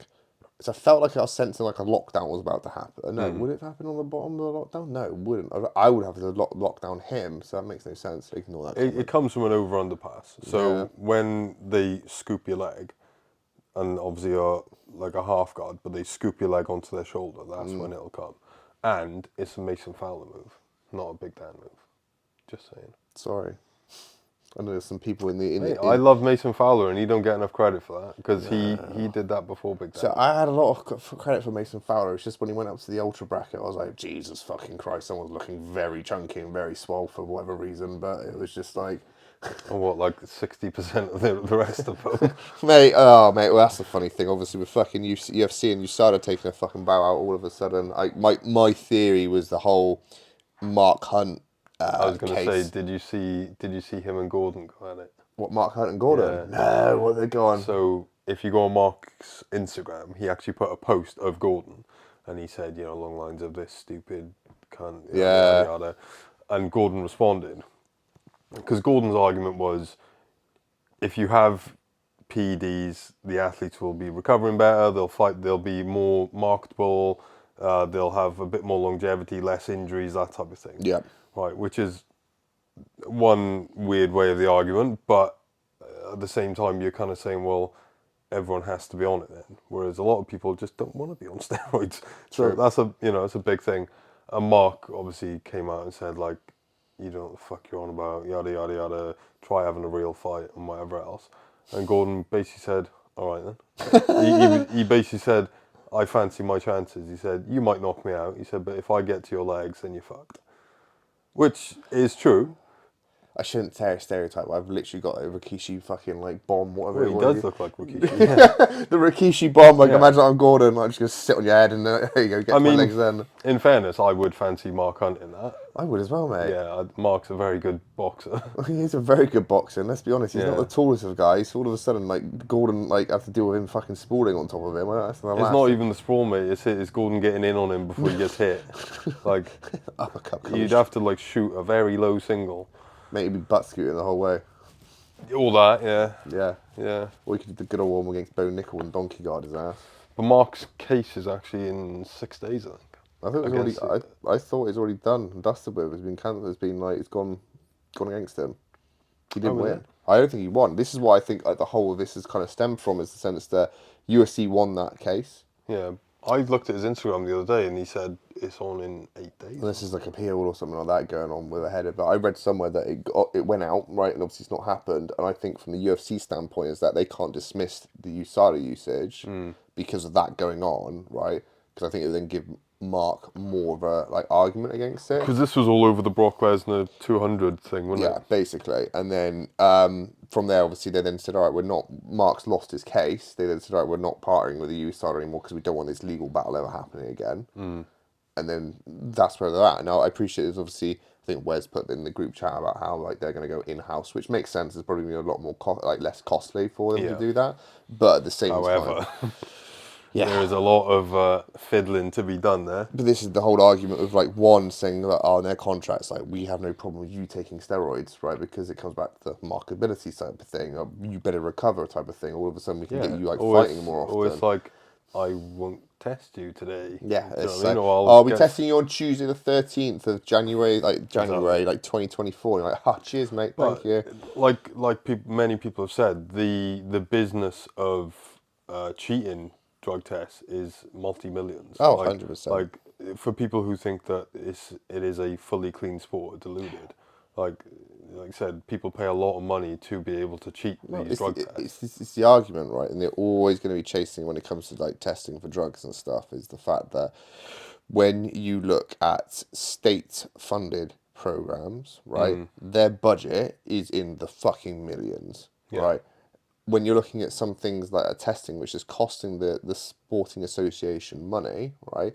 No sporting association is fucking flooded with it. Yeah. And plus, what's the incentive for them to be spending that kind of money? Other than having a clean sport. Now, I appreciate people like Matt Benyon said about how you should have a clean sport and all this type of jazz and everything, but it's going to be really hard for you to sort of live by your sword, die by your sword type thing and be like, oh, everything should be natural and all this type of jazz. I just don't think you're going to really fucking struggle unless there's a unison at the top level where it's like, this is the case. And I think with the Conor situation, I think he has been transparent with the UFC because I saw a press release by, I want to say it's Hunter Campbell, Yeah. one of the guys, where he said, you know, Conor's been the most tested athlete in the UFC. I think Paul Acosta must have come close second then. Yeah. But he also kind of alluded to the fact that they know Conor's been on stuff. Because he said he had a catastrophic leg injury, which the doctor said without certain drugs, he wouldn't have recovered from. This is the funny thing, right? It's because you get, I don't know, the casual UFC fan, right, or MMA fan, who lose their shit over that type of stuff. Like, oh, he's taking steroids, he's a cheat, right?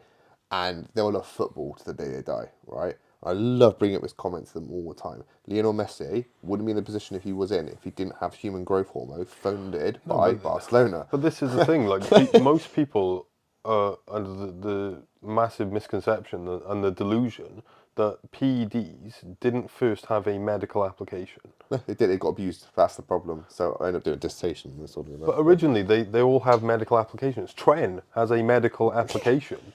However, it then becomes a designer drug as such, because it's not one of the natural sort of, what do they call it, the sort of natural derivatives, like basic test, Yep. is something that you produce. Yep. So they call it, I can't remember what they call it, but they call it. Oh, you got exogenous and endogenous. No, there's one that's basically what they call a designer steroid and a natural steroid. You're talking about like multiple different, like not more complex compounds. Yeah, stuff. so when they add and they tweak it and all that stuff, whereas testosterone is a testosterone, you've got like just like test by itself, and you've got things I remember back in the day, like One Rip, which was a mixture of like Tren, Test, and something else, basically, which was like a shredder, as they fucking used to advertise it. But with these types of injuries, I mean, I've known countless people who've had bad knee injuries who've used growth because it actually helps. Well, this is the thing. So D-bol, right, one of the original fucking like PEDs you want to look at back in the day, was originally used for repairing skin burns. Yeah.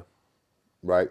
And they saw incredible muscle growth. People turn around, absolutely no problem, fantastic. And then the person obviously looked into it, fucking leaves me now, so I did a whole paper on it at the time. Then went, I wonder what it'd be like if I put this in an athlete. Right?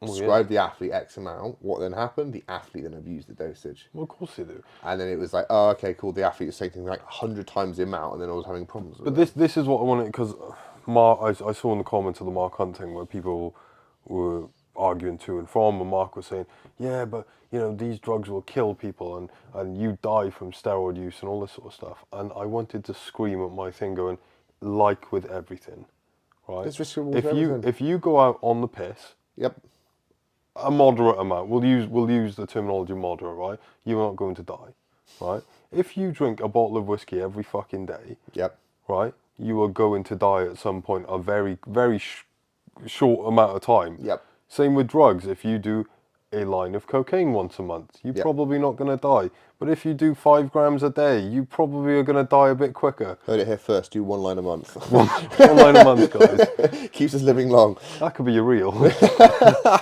quick word about one of our sponsors, Grapplers Soap.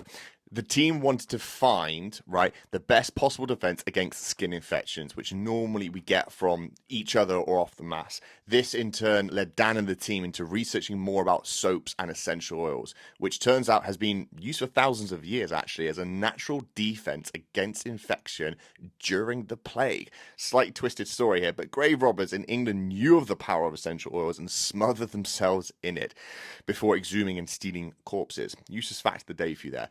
But Dan and the team had tried several soaps before, but none of them just simply wowed them. So he started to make his own.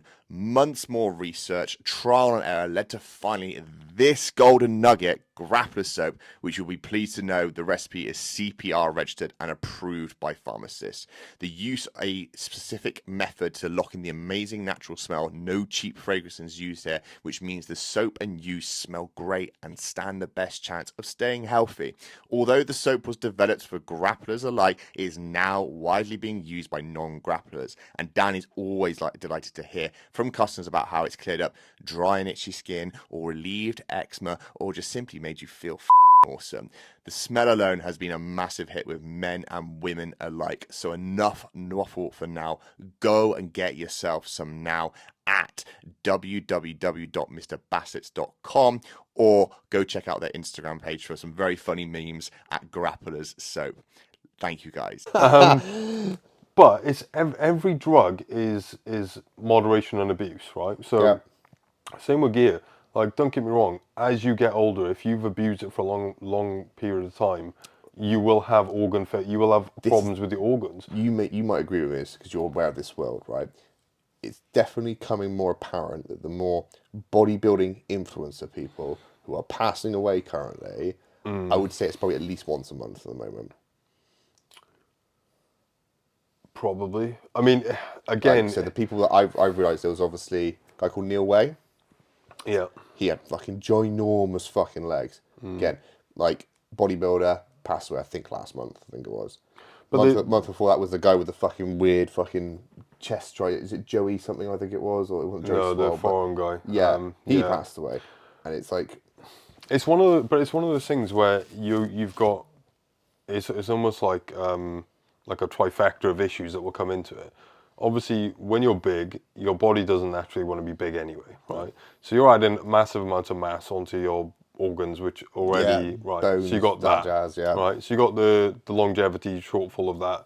Then you've got the abuse of it in the terms of if you start off on 100 milligrams of test a week, right, and then you want to get big, and then you go, oh, my body's used to this now, I need to bump it up to 2, then 4, Same then thing a as with, like, gram, coffee, then yeah. everything else, right? So now you're starting to, you're at that point where your body won't even respond to a gram of test because you've abused it so much. You need to take more and more and more and more.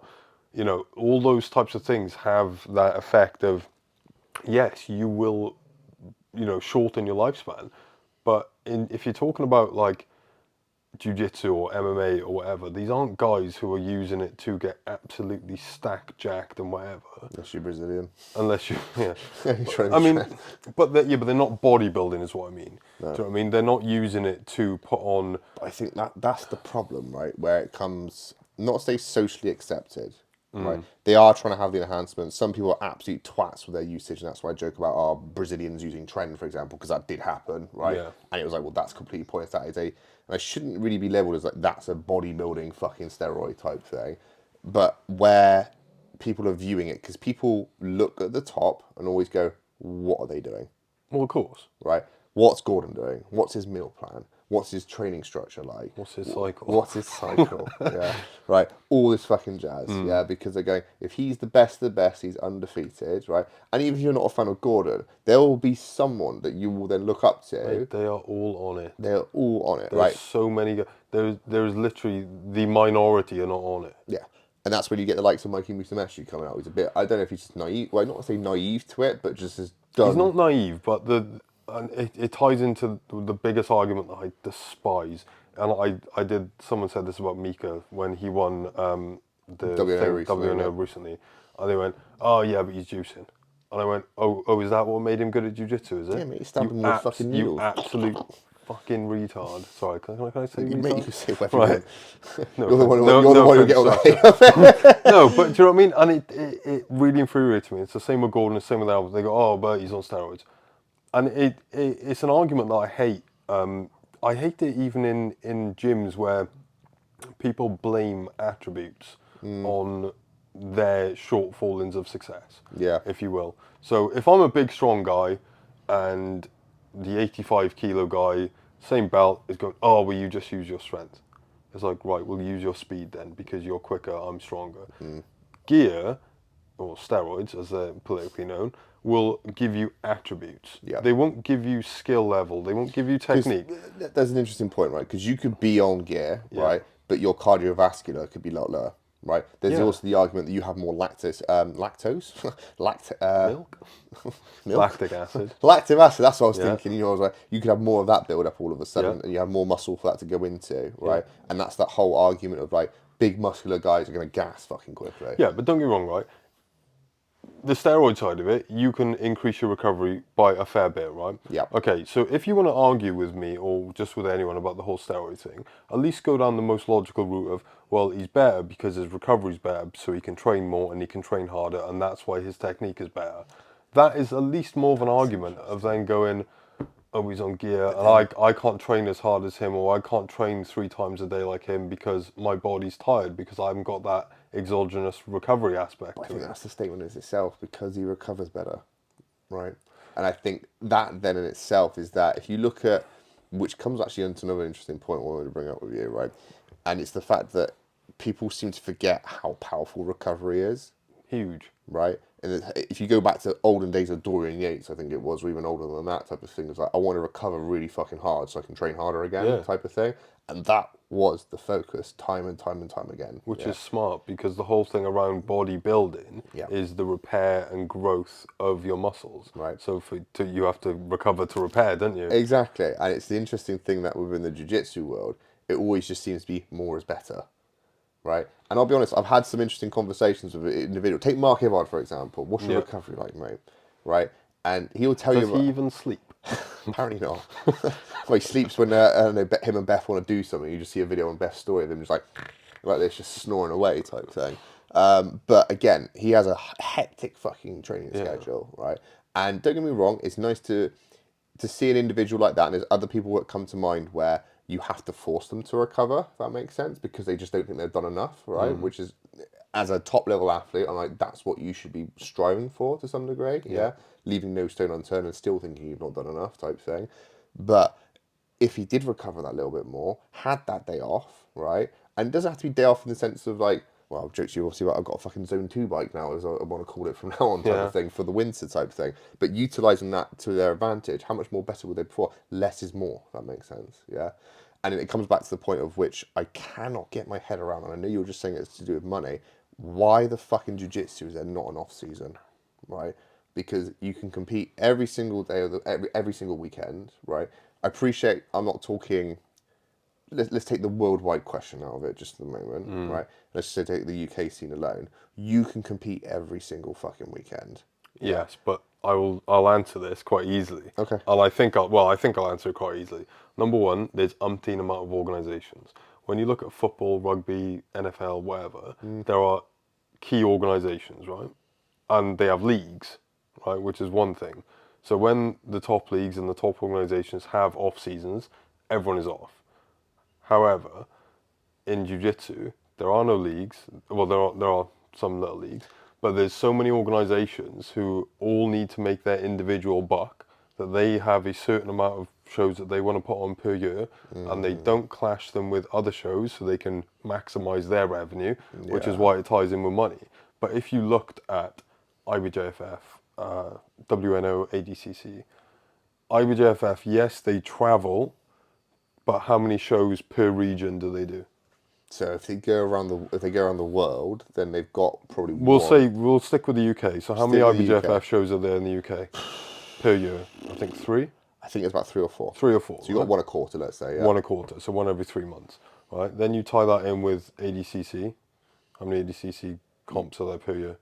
Again, it gives you if you want to count Poland as the UK, because that would be the equivalent. So you got one basically, and you got Yeah, but you got the little ones as well. So yeah, probably 2 or 3. so you got 2, yeah. Yeah. So, but that's just 2 organisations. But to them, they're not putting on shows every weekend. They are putting on shows once every 3 months. Still, let's say that's 6 shows, right? That's still 6 months a year, Yeah. right? And then let's say how much build up would you want for that? But then you got to look at football. Footballers do play and compete every week. But they have But they have the off season. They as well. do, but they don't have the choice of not competing in their in season. They are competing every week, and I will guarantee you, if you were a jiu-jitsu competitor competing every single week, like sometimes twice a week, because you've got the different competitions, you've got like UEFA Cup or whatever they call it. There will be a point in the year where you go, do you know what? I need a month off. I'm still going to train like footballers do in the off season. They still train, but they don't compete. And there'll be that point where a jiu-jitsu competitor will go, yeah, I'm going to take a month off competing now, just rest, heal up. I'll still train, I'll still tick over. Because like if you look at Gordon, for example, he's basically got an MMA schedule. Yeah, because he's at the top of the heap. But then even the people below him, let's say top 20, right? Quite similar, I'd say. I mean, guys like Ethan Krolstein and those types of guys, they compete fairly regularly. Yeah, I'd say it depends on like in terms of like what you mean by if we're talking like a match, for example. Like I think last time I seen Ethan out on the scene was Polaris, I think it was. Or Oliver Tarza, he competes quite a lot, yeah. right? But then again, you got the money side of it. Gordon can compete once a year and be financially fine, right? Guys like Oliver Tarza, who we'll use him as an example, he will need to compete a lot to get money to live, to be able to fund the pipe dream of being a full-time athlete. So do you think it would improve the jiu-jitsu scene if they did have more, if it was more seasonal? Because bear in mind, you've got to lead from the front with this. Yeah. It's hard to say because again, you can't control. It's such a hypothetical because you can't control all these little organisations and competitions. Well, the reason those little competitions are coming around is to try and get that catchment of people who don't want to pay $150 for registration and then $150 per fucking comp for it to be stalled out within the first match type thing. Which again, that's just called competition, isn't it? It's not monopolising the industry. It's just trying to figure out, like I said, one, I think at the moment, the problem is the competition scene at the moment is that it's so hit and miss, right? So I was at a competition, not the one last night, but another one previously, right? And it just really fucking bugs me, right? If you're putting on super fights, as they fucking call it for every person. That's a trend now, isn't it? Yeah, super fights for every fucking thing, all right? And they've got jigsaw mats as their main mat.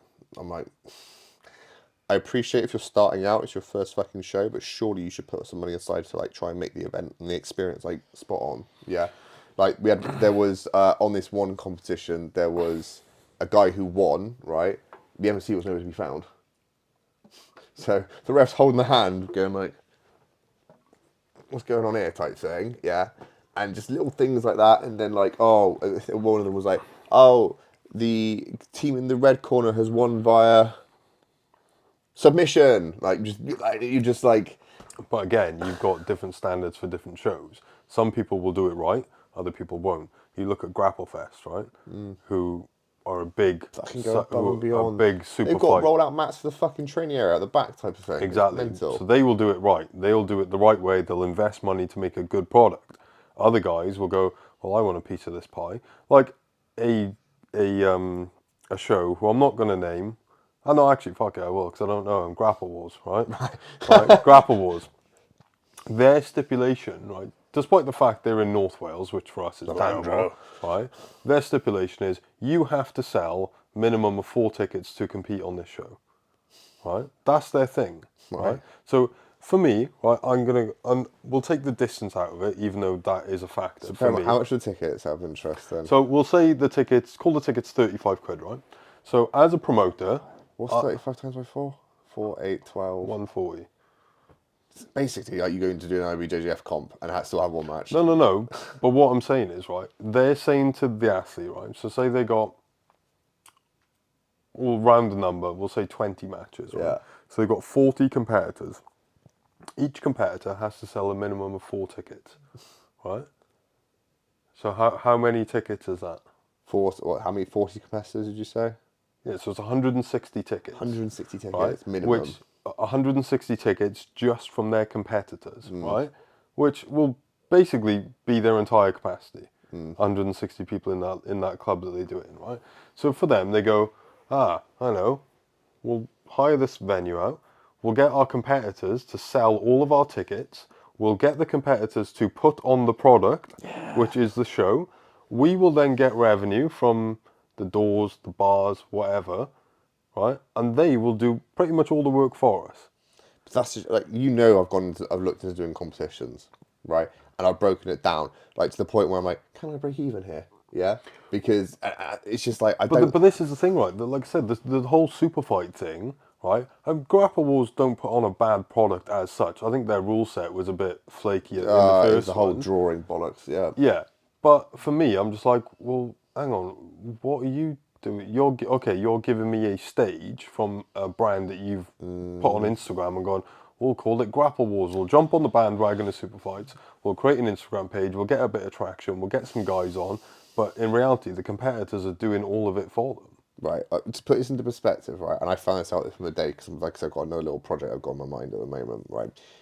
Pass me your phone and open your calculator quickly so I won't say it out loud. But this was the price for a media team. So do you remember, obviously, Grapple Fest went on, yeah, and they had all the reels come out on the actual night itself. Right? Yeah. Guess how much they charged for that service? I don't know.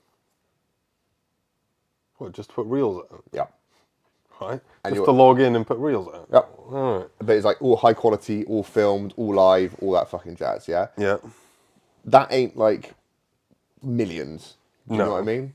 And you think, okay, fine. How much is it to rent a mat? Obviously, I've told you about the price of it, type of thing. And you look at that basic math. So if you've got 160 tickets, all selling at 35 quid, that's actually reduced that down to 25. So you as the athlete get a tenner per ticket, let's say. Yeah. If that was even the case. What's that? 160 times by 25? 160 times by 25? Yeah. Do the calculator. 300. I'm usually good at math. 160. 160 times 25. 4 grand. 4 grand. Yeah. And that's obviously you're giving stuff back to the fighters as well. So you could take that all in as like revenue, if that makes sense. And then you're not paying for mat because that's fuck all. You're doing jigsaw. But that is fine. Like I got no problem, right, with people doing that if they are giving back to the fighters.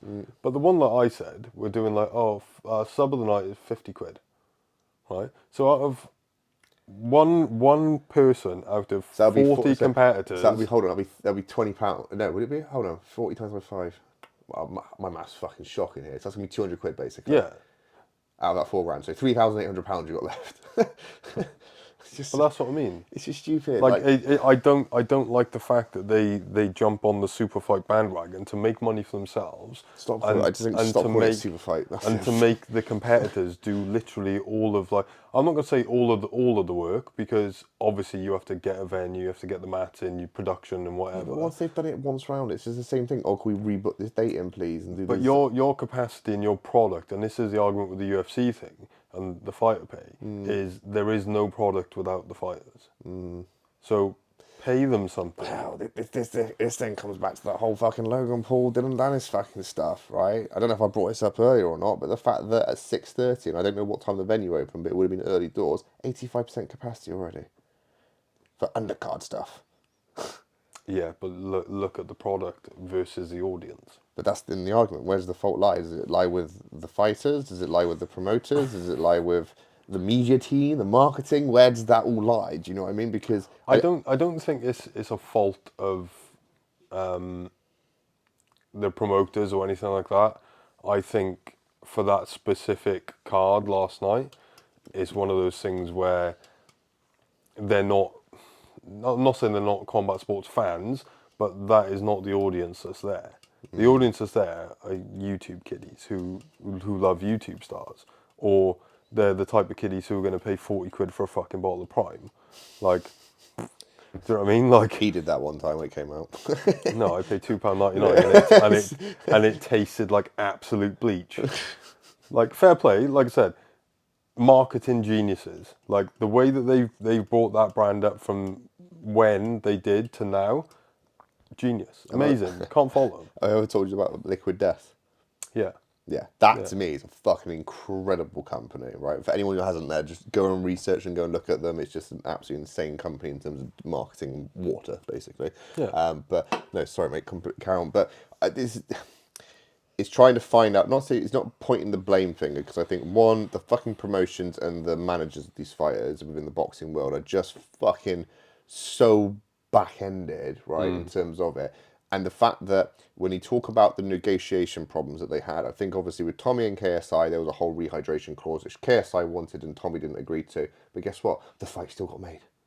Yeah. Yeah, because there's money to be made. Money to be made. Yeah, when it comes to, let's say, Tyson Fury versus AJ, for example. Well, this was one of the things I said last night. So I refuse to get a DAZN subscription. Right? You obviously got it legally. Of course. Yeah. No, but when I looked, I thought. I think I saw it. It's like $60. I think that's where I saw it. I thought I'll look on YouTube, because you could buy it through YouTube, right? Yeah. Guess how much it was through YouTube? How much? UK pounds, right? 47, 48? 48 quid for that, no, 36. 36, all right. £36 to watch a bunch of non-fighters box. No, mate, you must love Salt Pappy. Right. It's a good fight, actually. It's all right. That was the best fight of the night. Salt Pappy versus Slim. Yeah, but what I'm saying is, like, you think of that, £36, I think it was like £21 on DAZN, right? How much is an Anthony Joshua or Tyson Fury fight, or a Conor Benn, or Liam Smith, or, you know, actual good boxers? Probably 17 quid. Maybe an AJ fight's like 20 quid, 25 quid. But for a bunch of guys who can't box, it's more. It's £36 or 21. Mate, why do people buy it then if they're not happy with it? Because it's your audience, right? If I had a massive audience, I could literally go, okay, here's a shit on camera. Yeah, I'm just going to do whatever. But they've obviously played into the fact that as a human race, we love fighting. Yeah. Love fighting. Love people getting punched in the face. You love thinking, oh, who's the best? Oh, we're going to pick these social media guys who aren't fighting. Then I think there's an element with the martial arts type of thing of why they pick boxing over everything else. And if I'm honest, this is not to shit on the boxing world, right? I think other martial arts are too complex and too higher risk. Of course. Rather than get someone as a YouTuber just to throw their hands in front of them. You look at white collar level, right? White collar level boxing versus white collar MMA.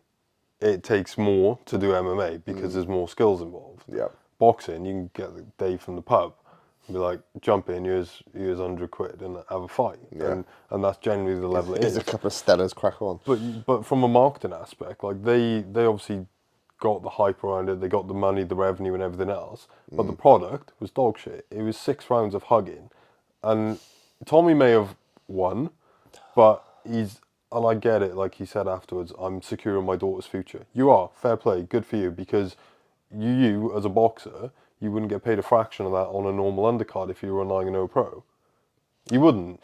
I'm not saying he wouldn't, but based on his circumstance, who his family are, who he's engaged to, I think they're engaged, right? Molly May, Yeah, but right? then they're not paying a 9-0 undercard boxer £5 million, mate. No, but it's not as if Molly May had got a few pennies, mate. No, but I'm just saying, as a boxer, as his profession, right? If he just did what most pro boxers do, they fight a bunch of bums coming up, build themselves, build a record, build the confidence, right? As a 9-0 pro, he's not making a fraction of what he made last night. No. So for the 2 fights he's had back to back with Jake and him, we'll call it a conservative $10 million Yeah. in 1 year.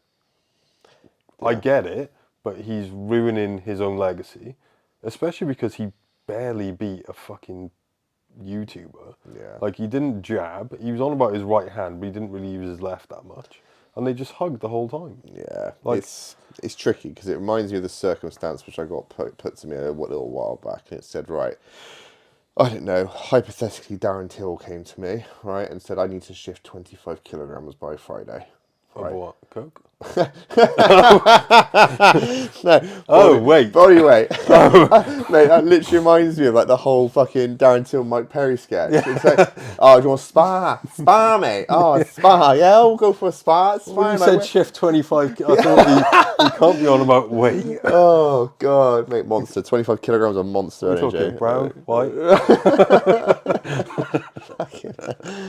I'm not a drug dealer, by the way. Talk all about steroids. That's me talking about coke. No, mate. It's 25 kg of body weight, right? And he says he's going to pay me fucking life-changing money. Yeah. Morals-wise and safety, it ain't fucking safe in the slightest. I don't even know it's fucking possible to do 25, if I'm honest. Like, it probably could be on a certain threshold limit, but again, stupidly extreme, right? Yeah. Either go on my morals, say I'm not safe, not doing it, or I get paid life-changing money again to make weight. Would you give it a go? Would I give it a go? And I was like, it's a really tough fucking question because I think that's an easy one. But then you come back to legacy and what you're known for. Yeah, because you've then gone against what the safety aspects of it are, what you may stand for in terms of like having morals and ethics. But this is the point, is, okay, on the face of it, you're just saying, oh, it's a simple dilemma, do you do it, do you not? But then, is it a case of, he says to you, I'm going to go until I can't anymore? Or does he allow you that little way of, okay, right, we're going to give it a go, but if it ever reaches the point where it's going to be severely unsafe? More cut and dry question. Cut and dry question. Yeah. Like, would you take the money over the like morals type of thing? And that's where I think Tommy's in that circumstance where he's got, because I don't think I think there was an element of him where he got involved in Molly May. Well, I appreciate this has gone well off jiu-jitsu talking. It's talking about fucking social media life, but he didn't like the fact that Molly May basically was earning more than him. Right. She bought Boohoo, for God's sake. Yeah, exactly. And sold it. Right. So it's like, I love this. Goes from drug dealer to talking about Boohoo, and like, he knows all about it. But yeah, that's the idea, is the sense that he didn't like living in that shadow, and obviously again was in the shadow of Tyson as well, type of thing. yeah, but I think, like he said last night, he's never going to be Tyson. No. And I think that he's seizing his window of opportunity. And I don't blame him, because AK when it's turning. he's not a great boxer. No. I mean, he might be an okay boxer, but he's not a great boxer. I also think he's someone who performs better in the gym than he does in the ring, because he always looks a lot better off camera. Then when he gets to the ring, he can never really seem to put it together properly. I think there's a lot of factors. I think when that amount of money is staring you in the face, going, oh, do you want £5 million to fight this guy? Well, yeah, okay.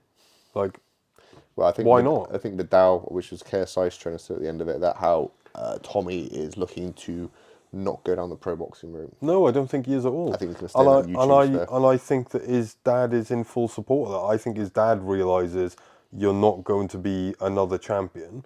Well, there was an interview with his dad afterwards saying, look at the amount of people that came out here, look at who obviously got involved, we're getting kids invested in boxing. Exactly. He understands that there's other paths to succeeding other than being a champion. And you got to remember, Tyson Fury wasn't himself a big-time boxer. Well, I was going to say, until the Klitschko fight. Like, he fought down at the Hand Stadium in Clevedon, like, years ago. Yeah. Right, obviously, we know both our partners talk about the hand and fucking horses. But until the Klitschko fight, yeah, where was he? He was a struggling boxer. Yeah. So Tommy's actually, you know, don't get me wrong. He's like I said, he's ruining his that's legacy, but that's he's a being good point. You smart. look at the legacies, and if you put them line by line in terms of earnings, he's probably actually overdoing Tyson right now. Yeah, not currently, but up to the same point. No, but that's what Oh, I mean. massively. Look at Tyson's record at that point. I'd be intrigued how much earnings he would have had. I would have the key earner I would have looked at would be the Klitschko fight because I'm not even sure if he would have made £5 million for that fight. No, but but even if how many fights is it for Tommy now? 10. 10th pro, yeah. Imagine 10 Tyson Fury fights. How much money that earned versus Tommy's 10, first 10. I mean, yeah. I think Tommy got paid absolutely peanuts for the Anthony Taylor fight, if I remember correctly. But still, just the with Jake, and the KSI yeah. one. But you look now, right? So now he's got the option to rematch Jake, which Jake wants. Fight his brother Logan. Now he's the A side, makes another 10 mil. God, on the A side now. Logan, he probably won't fight Logan, he'll fight Jake. And he offer KSI rematch. He'll fight his brother Deji, who fought Floyd. That's what I mean. So now you're going from Such a prime position. but yeah, sponsorship. Sponsorship, nah. But now you're looking at him and you're going, okay, you fought 4 YouTubers who, don't get me wrong, Jake and that obviously train hard. They've got the best resources in the world, the most money, best trainers, nutrition, everything. Right? They're boxers, right? They may not be amazing boxers, but they're putting the work in. And now all of a sudden you're going, okay, well I can fight 4 of these guys and make close to $30 million. Yeah. And have all these brand endorsements like Under Armour, Lynx, and all these types I was of having stuff. fucking so much spam come through of Tommy and Ice Bass all of a sudden. Yeah, I was like, Lumi, or whatever it's called, Luma. I was like, shut the fuck up, I don't care. But that's the type of thing that opens the doors because brands want guys who are relevant. And at the minute, there's nothing more relevant than Prime. Yeah, that is true. But I think again feeds on probably, and we'll look to wrap it up with that one, is Dylan Dennis. Shithouse. How much of a shithouse he is, there's a part of me who was like, he is the jiu-jitsu man in this, right? And I wanted him to win. Just for jiu-jitsu. That was it. Did you not? I've never liked him. I think there's a fine line between trolling and being delusional. And I think he's either really smart with it or he's really fucking delusional. Like, and I just think like every interaction I've seen him in terms of a fight, other than the Khabib one, I'm like, you are not a fighter. Like, you're a jiu-jitsu guy. You're a good jiu-jitsu guy. Yeah. Or you were a good jiu-jitsu guy. Well, he hadn't done that for a little while, has he? Well, yeah, but you look at the standard of progression now, you might get shit on by a purple belt. Give him Cole Abate. Oh, Cole would smash it, I know. I think. But anyway, I digress. Like, I just think like he's morphed himself into an internet persona. Like, he makes money from the internet. And I think he only showed up last night because he actually needs to get paid. Well, this is interesting. Again, I know from speaking to certain individuals that they've tried to get him on jiu-jitsu shows before, right? And he's just basically said, I want a bum. Yeah. And I want to be paid a lot. Yeah. And I'm like, oh, okay. And I think it comes back to, from what I know of him, family are quite wealthy. And he's in a position where he can just do whatever the fuck he wants, basically. Yeah, and don't get me wrong, like, the fight last night, he's going to get a lot of opportunities from that because he actually showed up. Violently. He promoted the fight really well and everything else. But before that, he was on, I remember seeing this YouTuber called Coffeezilla or something, where he was scamming people for like $1,000 a time, or going, oh, I'll do a Twitter shout out for $1,000, and like just all these like little things. Fuck. Where he's not making loads of money, he's not fighting. Just as bad as like Cameo paying people to do videos and stuff. Well, basically, yeah. Yeah. So the fact, I mean, he's got no interest in going back to jiu-jitsu, I don't think. No, I did see a funny meme though. I think it was the shot where Logan dropped him, and it was like, my missus staring at me from the. Logan didn't drop him. Huh? Logan didn't drop him. There's definitely a picture. Yeah, he pulled guard. Oh, he actually pulled guard. Yeah. He literally sat there. What was his first round? He did the Nick Diaz thing. What was his first round? Was this? I don't know. Oh, But he mate, did the that's Nick Diaz thing. He just like sat down on the floor and went to guard. Mate, he didn't care about that in the slightest bit. He just got paid. And that No, Ariel was right on the commentary. He said straight away, I think his whole plan is just to not get knocked out. Fuck. Which is smart, because I thought Logan was going to smash him in 2-3 rounds. I thought he's way too big, powerful. He punches with intent. Like, Dylan doesn't punch with any I sort of would be aggression or intrigued with that intent. contract with the whole DQ thing at the end. So I know obviously we talked about this off camera again. Obviously John Wayne Parr, obviously the Muay Thai legend, mentioned about how it went over by 13 seconds. There was no ring for the doorbell, and then the pinnacle point was that obviously he tried to guillotine him, right? Slipped off the guillotine, then got punched in the face, then up kicks, and then chased him, obviously go across the ring type thing. There's a lot of extra bullshit going on, which from a staged point of view, from like WWE, right? But when he comes into the match, you guillotine me, and it will all kick off as a riot. You couldn't get it any more scripted than that. Do you know what I mean? But I think he was taking bits from Nate Diaz. yeah, I think because he obviously saw that it was funny. yeah. It drew attention after the fight. Yeah, but you can't defend the choke and all that, that sort of stuff. But we had the conversation, and I said it's similar to the rugby. Like when I was watching the rugby, the referees look at the initial. How are you feeling after yesterday, by the way? Shut up. Right, the referees look at the initial. Play terribly. Fucking awful. Argentina, well done, my friends. You can't even secure a fucking line out. Like, come on, 4 line outs in a row, really? Shit, cunts. Right, anyway, the referees will look at the initial infringement, right? Yeah. So a fight breaks out, they will always go back to, right, who caused it? Right? Yes, there was retaliation aspects, but who caused it? Yeah. So the whole Dylan thing is, let's be honest, everybody knew what he was doing, but he could easily say, well, I was leaning on him and I slipped. Logan then punched me in the face on the floor. That's a DQ. Yeah. But then I upkicked him, so that's a DQ. And then his security got involved. Yeah. There's all sorts of things. Then the goat got in the ring and it all settled down. Yeah. Father Christmas bobbing his head in the background. Yeah, the cholo, just like... literally just bobbing his head around, literally, just like Father Christmas. Like, what's up, Holmes? Dylan, come wash my car. He does look like a Mexican lowrider at the minute. I don't know what it is. Like, he just literally looks like a Father Christmas, just like bobbing around type thing. And like, I can't wait. And then he takes his top off. You're like, ew. I still can't wait, mate, just to do like natty or not with some random people in the public with jiu-jitsu athletes and just see what people think of it and just see what comes out of it, because I just don't think people are going to be aware of it. I think if you're in the jiu-jitsu community, you know about it. Do you know what I mean? Yeah, but who would you pick to be the person who's not natty, who looks natty?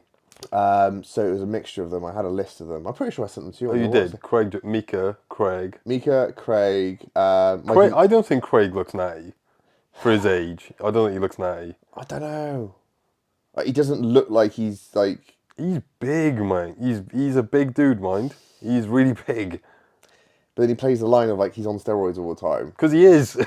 I know. It's so mate, I will bet a lot of money he is on. It wouldn't surprise me though if he was. Nicky Ryan, definitely on. Nicky Ryan? You mean Nicky Rodriguez? No, Nicky Ryan. Gordon's little brother.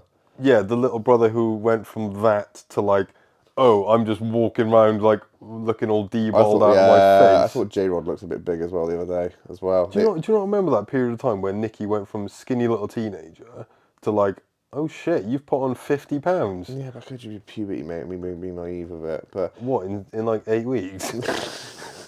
Good cycle. Mate, he went jacked up overnight, pretty much. He's definitely on. There's loads of them. What was it? Mikey Musumeci on there, so obviously he looks lean as fuck. I was like, maybe I could put him next. What's his name? Blah, blah, blah, blah, blah, blah, blah, blah. It wasn't Cyborg. Who was the other one who got pops? Can't remember. He's in his 40s.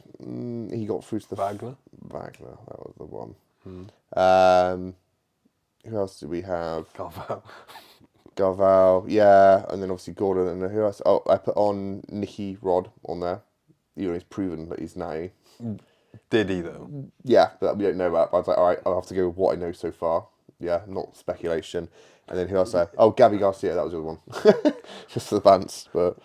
No, see, the Nicky thing, no, I'm not convinced.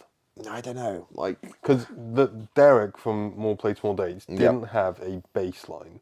No, which is obviously what you need. Which is what you need, right? So you need a baseline level to determine. Yes, there were other markers and stuff like that. But then you have to remember Nicky's young, but and whether, as the public viewing, you don't know what's photoshopped, what's lighting. No, but he has had bits of time where he's gone from very fucking lean and big to podgy and Which is interesting you say gymy. that, because if you put it into the position of like a lot of people who are not even influencers, but let's say models, right, who are cover model already, all of them are taking stuff. Of course, because that's their job to That's look their good. job to do it, and that's obviously where Nicky came. I think he still does some stuff for people, right? I mean, you look at guys like Luke Rockhold, who's like in his Before 40s. Mike Perry smashed his teeth out. In his yeah, but he's in his 40s and Doing Gucci stuff.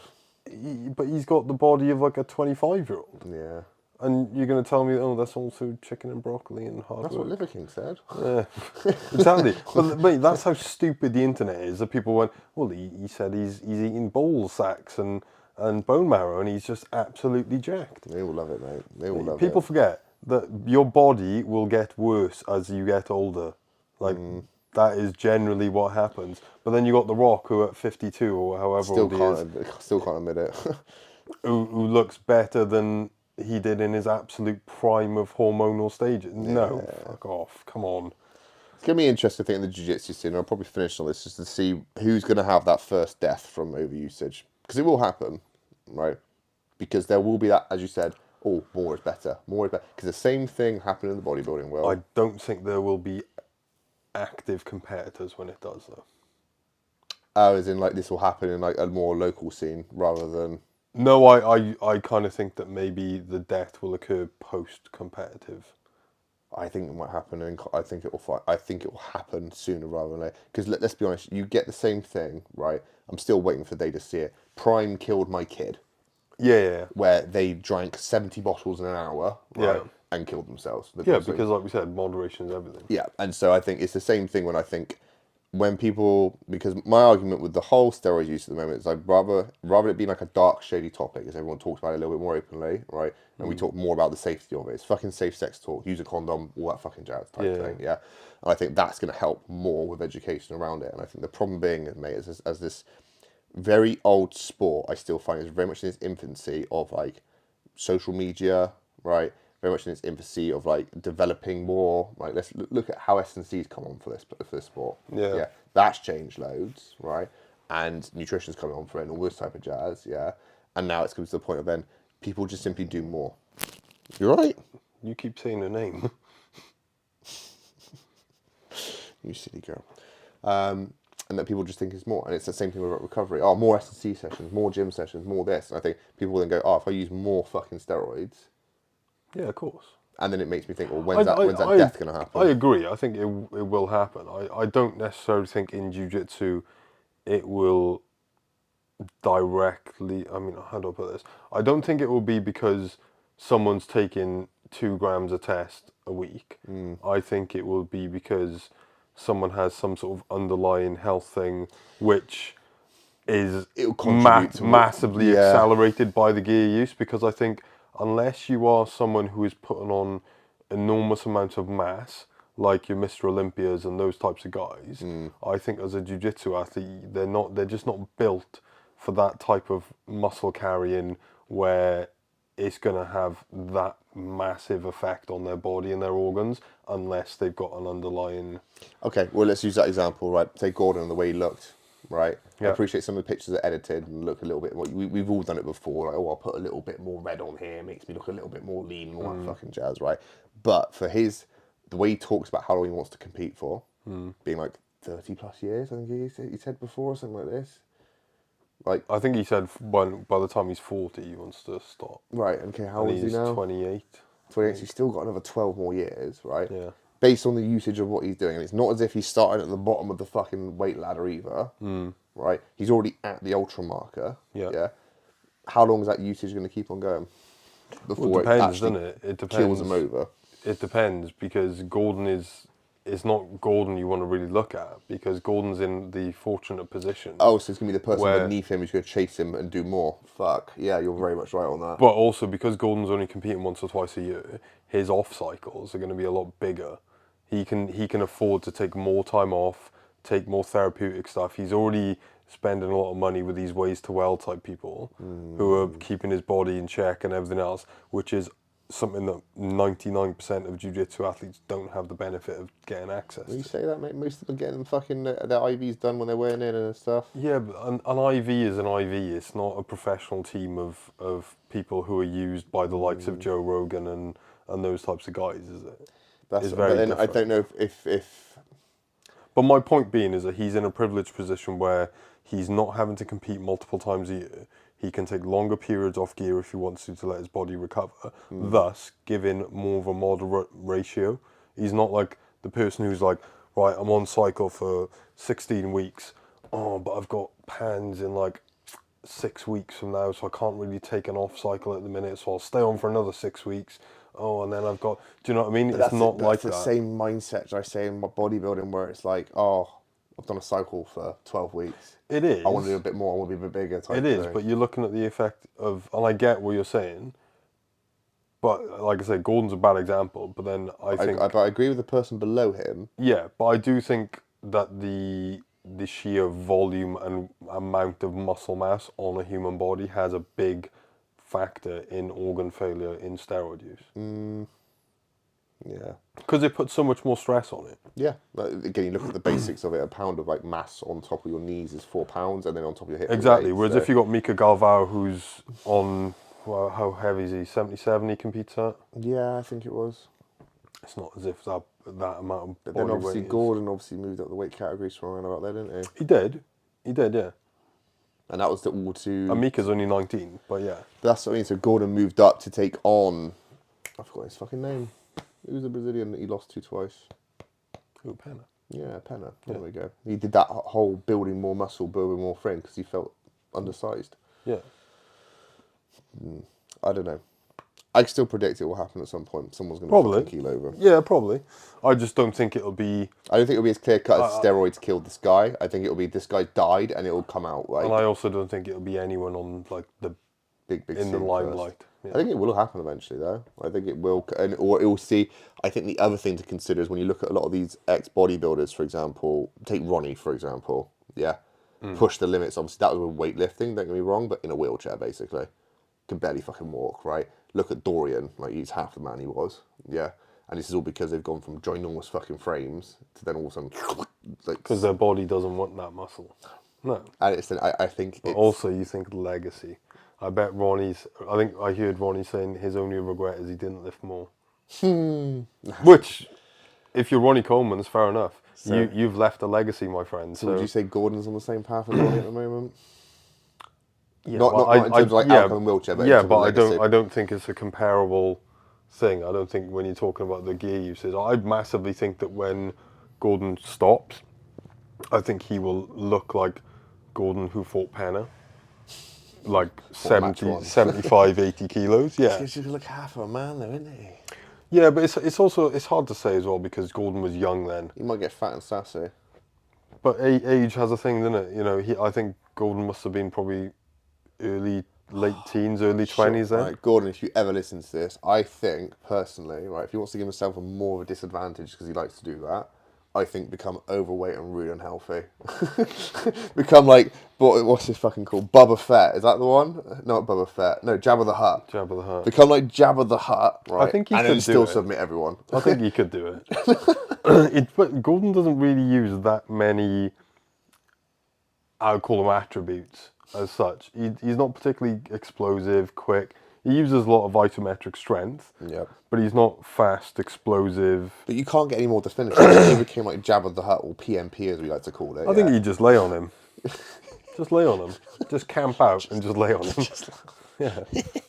North, south. Or just pull guard and just and sweep and then lay on them. That's basically I it. want to see the first north-south smother choke. North-south smother choke. Is that where he puts his balls in their mouth, basically? All right. Pure PMP style. Fuck. Right, dude. I'll go with the normal questions because I appreciate we've answered these like off camera before. But do you have an unpopular jiu-jitsu opinion? Unpopular jiu-jitsu opinion. No, only when people bitch and moan about the strong guy. Like, mate, you get over it. It's if I'm strong, you're fast. There we go. And if you're not strong, then get If stronger. I'm strong, you probably got better cardio. But stop going to the, oh, you're stronger than me. I'll crush you. Just love the harshness of it. That's what he says to me every time we roll. I'll just crush you. No, Cheers. I just hate that. Like they never think of, oh, it's because you're actually good at blocking my Jiu-jitsu. hips or this like. So oh, you're just strong. It's fine. It's all good. Next one we have. If you ever compete again, let's be real, because that seems like an impossible challenge it is at the moment. But when you do next compete and you get your win, That's the three. what's that post meal going to be? Same as my pre-meal, probably, Greg's. No, post meal. I do like a good Domino's. Yeah. Yeah, or is it Ooey? Ooey burger. Ooey Ooey burger. Oh, mate. I like the ooey burger, waffle fries with chicken strips Oh, in yeah. there, or Yeah, gravy. yeah. Oh, Yeah, that is like top tier stuff. yeah. I might get one tonight. PMP lifestyle, love Yeah. it. Sorry, if anyone doesn't know what PMP stands for, it's peak male performance. So me and Mike have this ongoing joke of just sending fat guys doing fucking incredible shit, which is fucking class. I have to get it put on my shorts as well. I'll have to get you a pair one day, actually. I was speaking to Paul last night. Who makes them? What was my other questions I normally have lined up? I can't remember. We'll go with the other ones, the staple ones. So staple one is a little bit deep, right? Which failure do you cherish the most in life? Doesn't have to be jiu-jitsu related, it could be in life, whatever. It's up to Which you. failure do I cherish the most? Yeah, what did you learn? Christ, that's hard. No, it's deep, I know. I got a really deep one, but I'm not going to say that on podcast. Oh, bless. Which failure did I learn most from in life? Probably when I was in uni, like just failure at life. Is this why you're crying into your pot noodle? This was at a point where I'd fucked things up that much in my life. I was eating mashed potatoes and gravy for 2 weeks. Oh, I went for a phase of that. I did pasta. No. This wasn't a choice. I had no money. This was like the only two things I had in my cupboard were like mouldy spuds and a pack of Bisto. Yeah. And I literally had zero access to any money whatsoever. I had, like I said, probably not as long as you, but I had a little moment where I had to do that. And like, I was living, it was the first time I moved out from my parents and basically just spunk to my money, racked up loads of credit card bills, all that type of stuff. Yeah. And I was like, budget wise, I can only afford pasta and gravy. Yeah, I mean, I was in the same boat. Like my mum had sort of financially left me alone because I was a burden. Yeah. She ended up having to bail me out for like I think $7,000 in the end for something.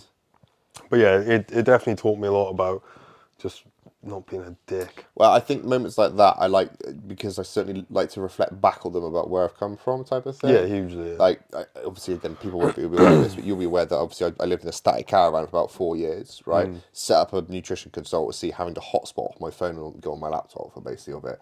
Try and download Call of Duty on your hotspot on your phone. It takes fucking forever, to say the least. Let alone upload YouTube videos or anything like that. But yeah, again, like I look back at that now, I'm like, cool, I've got a roof over my head, I've got central heating now, type of thing. Yeah.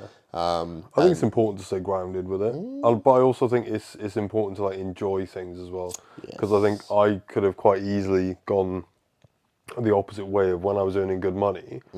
I could have just been like an absolute stingy tight ass. And I suppose I am in some respects, but in the others, like I will go out and buy a 40 grand car and spend like 800 quid a month in fuel just because it makes me smile every time I drive it. Yeah. Do you know what I mean? Like those types of little wins, because you look back and you're like, well, fuck me, I've come from eating I still have the gravy and of the potatoes. C63 on my back of my ears now. But you go from that to going, well, fuck me, I actually knuckled down and made something. Yeah, done something of it. It's the same sort of thing, mate. But I think that's why we get on so well, to be fair. We've got a lot of similarities when it comes to that. And then final staple question that we've got before I try and make up a mystery question in my head, because I haven't asked Jordan what the next mystery question was supposed to be. Once it's all said and done, how do you want to be remembered? Yeah, PMP. Yeah. I've always wanted to be remembered as someone of you. Doesn't tip over the drinks. You knew where you stood with me. I've never bullshit. I've always been black and white. Like if someone asks me a straight answer, I give them a straight question. I give them a straight answer. Yeah. Like I'm not someone who buys into the protect your feelings crap. Like I'm always just black and white. Like what you see is what you get.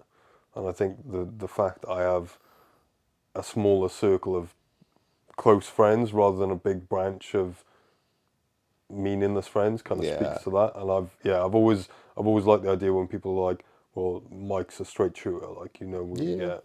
So yeah. Vouch for that. I've obviously leaned on you for opinions on different things quite a few times, so no, I get that completely. I thought of a mystery question in my head for you. Right.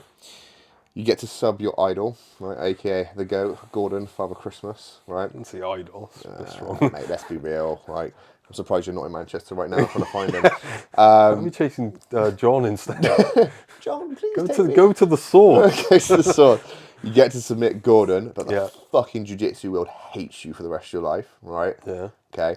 Or the alternative is that you don't submit him, right? But you get submitted every time you roll with someone for the rest of your life.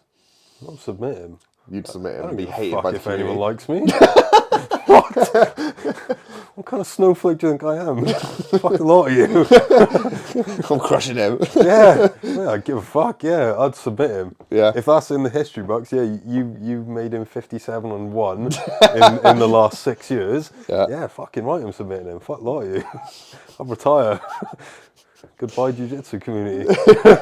I'm off to Muay Thai. Fuck Yeah, yeah. yeah. I'm off to YouTuber boxing. Yeah, See you later. yeah, basically, yeah. Oh god, that'd be fucking class, mate. Well, thanks again, obviously, for filling in today. I'll be honest, problem. like I said, it got cancelled very last minute based on that, but it is what it is. But we were supposed to have you on another episode, which never got out in the end. But That's right.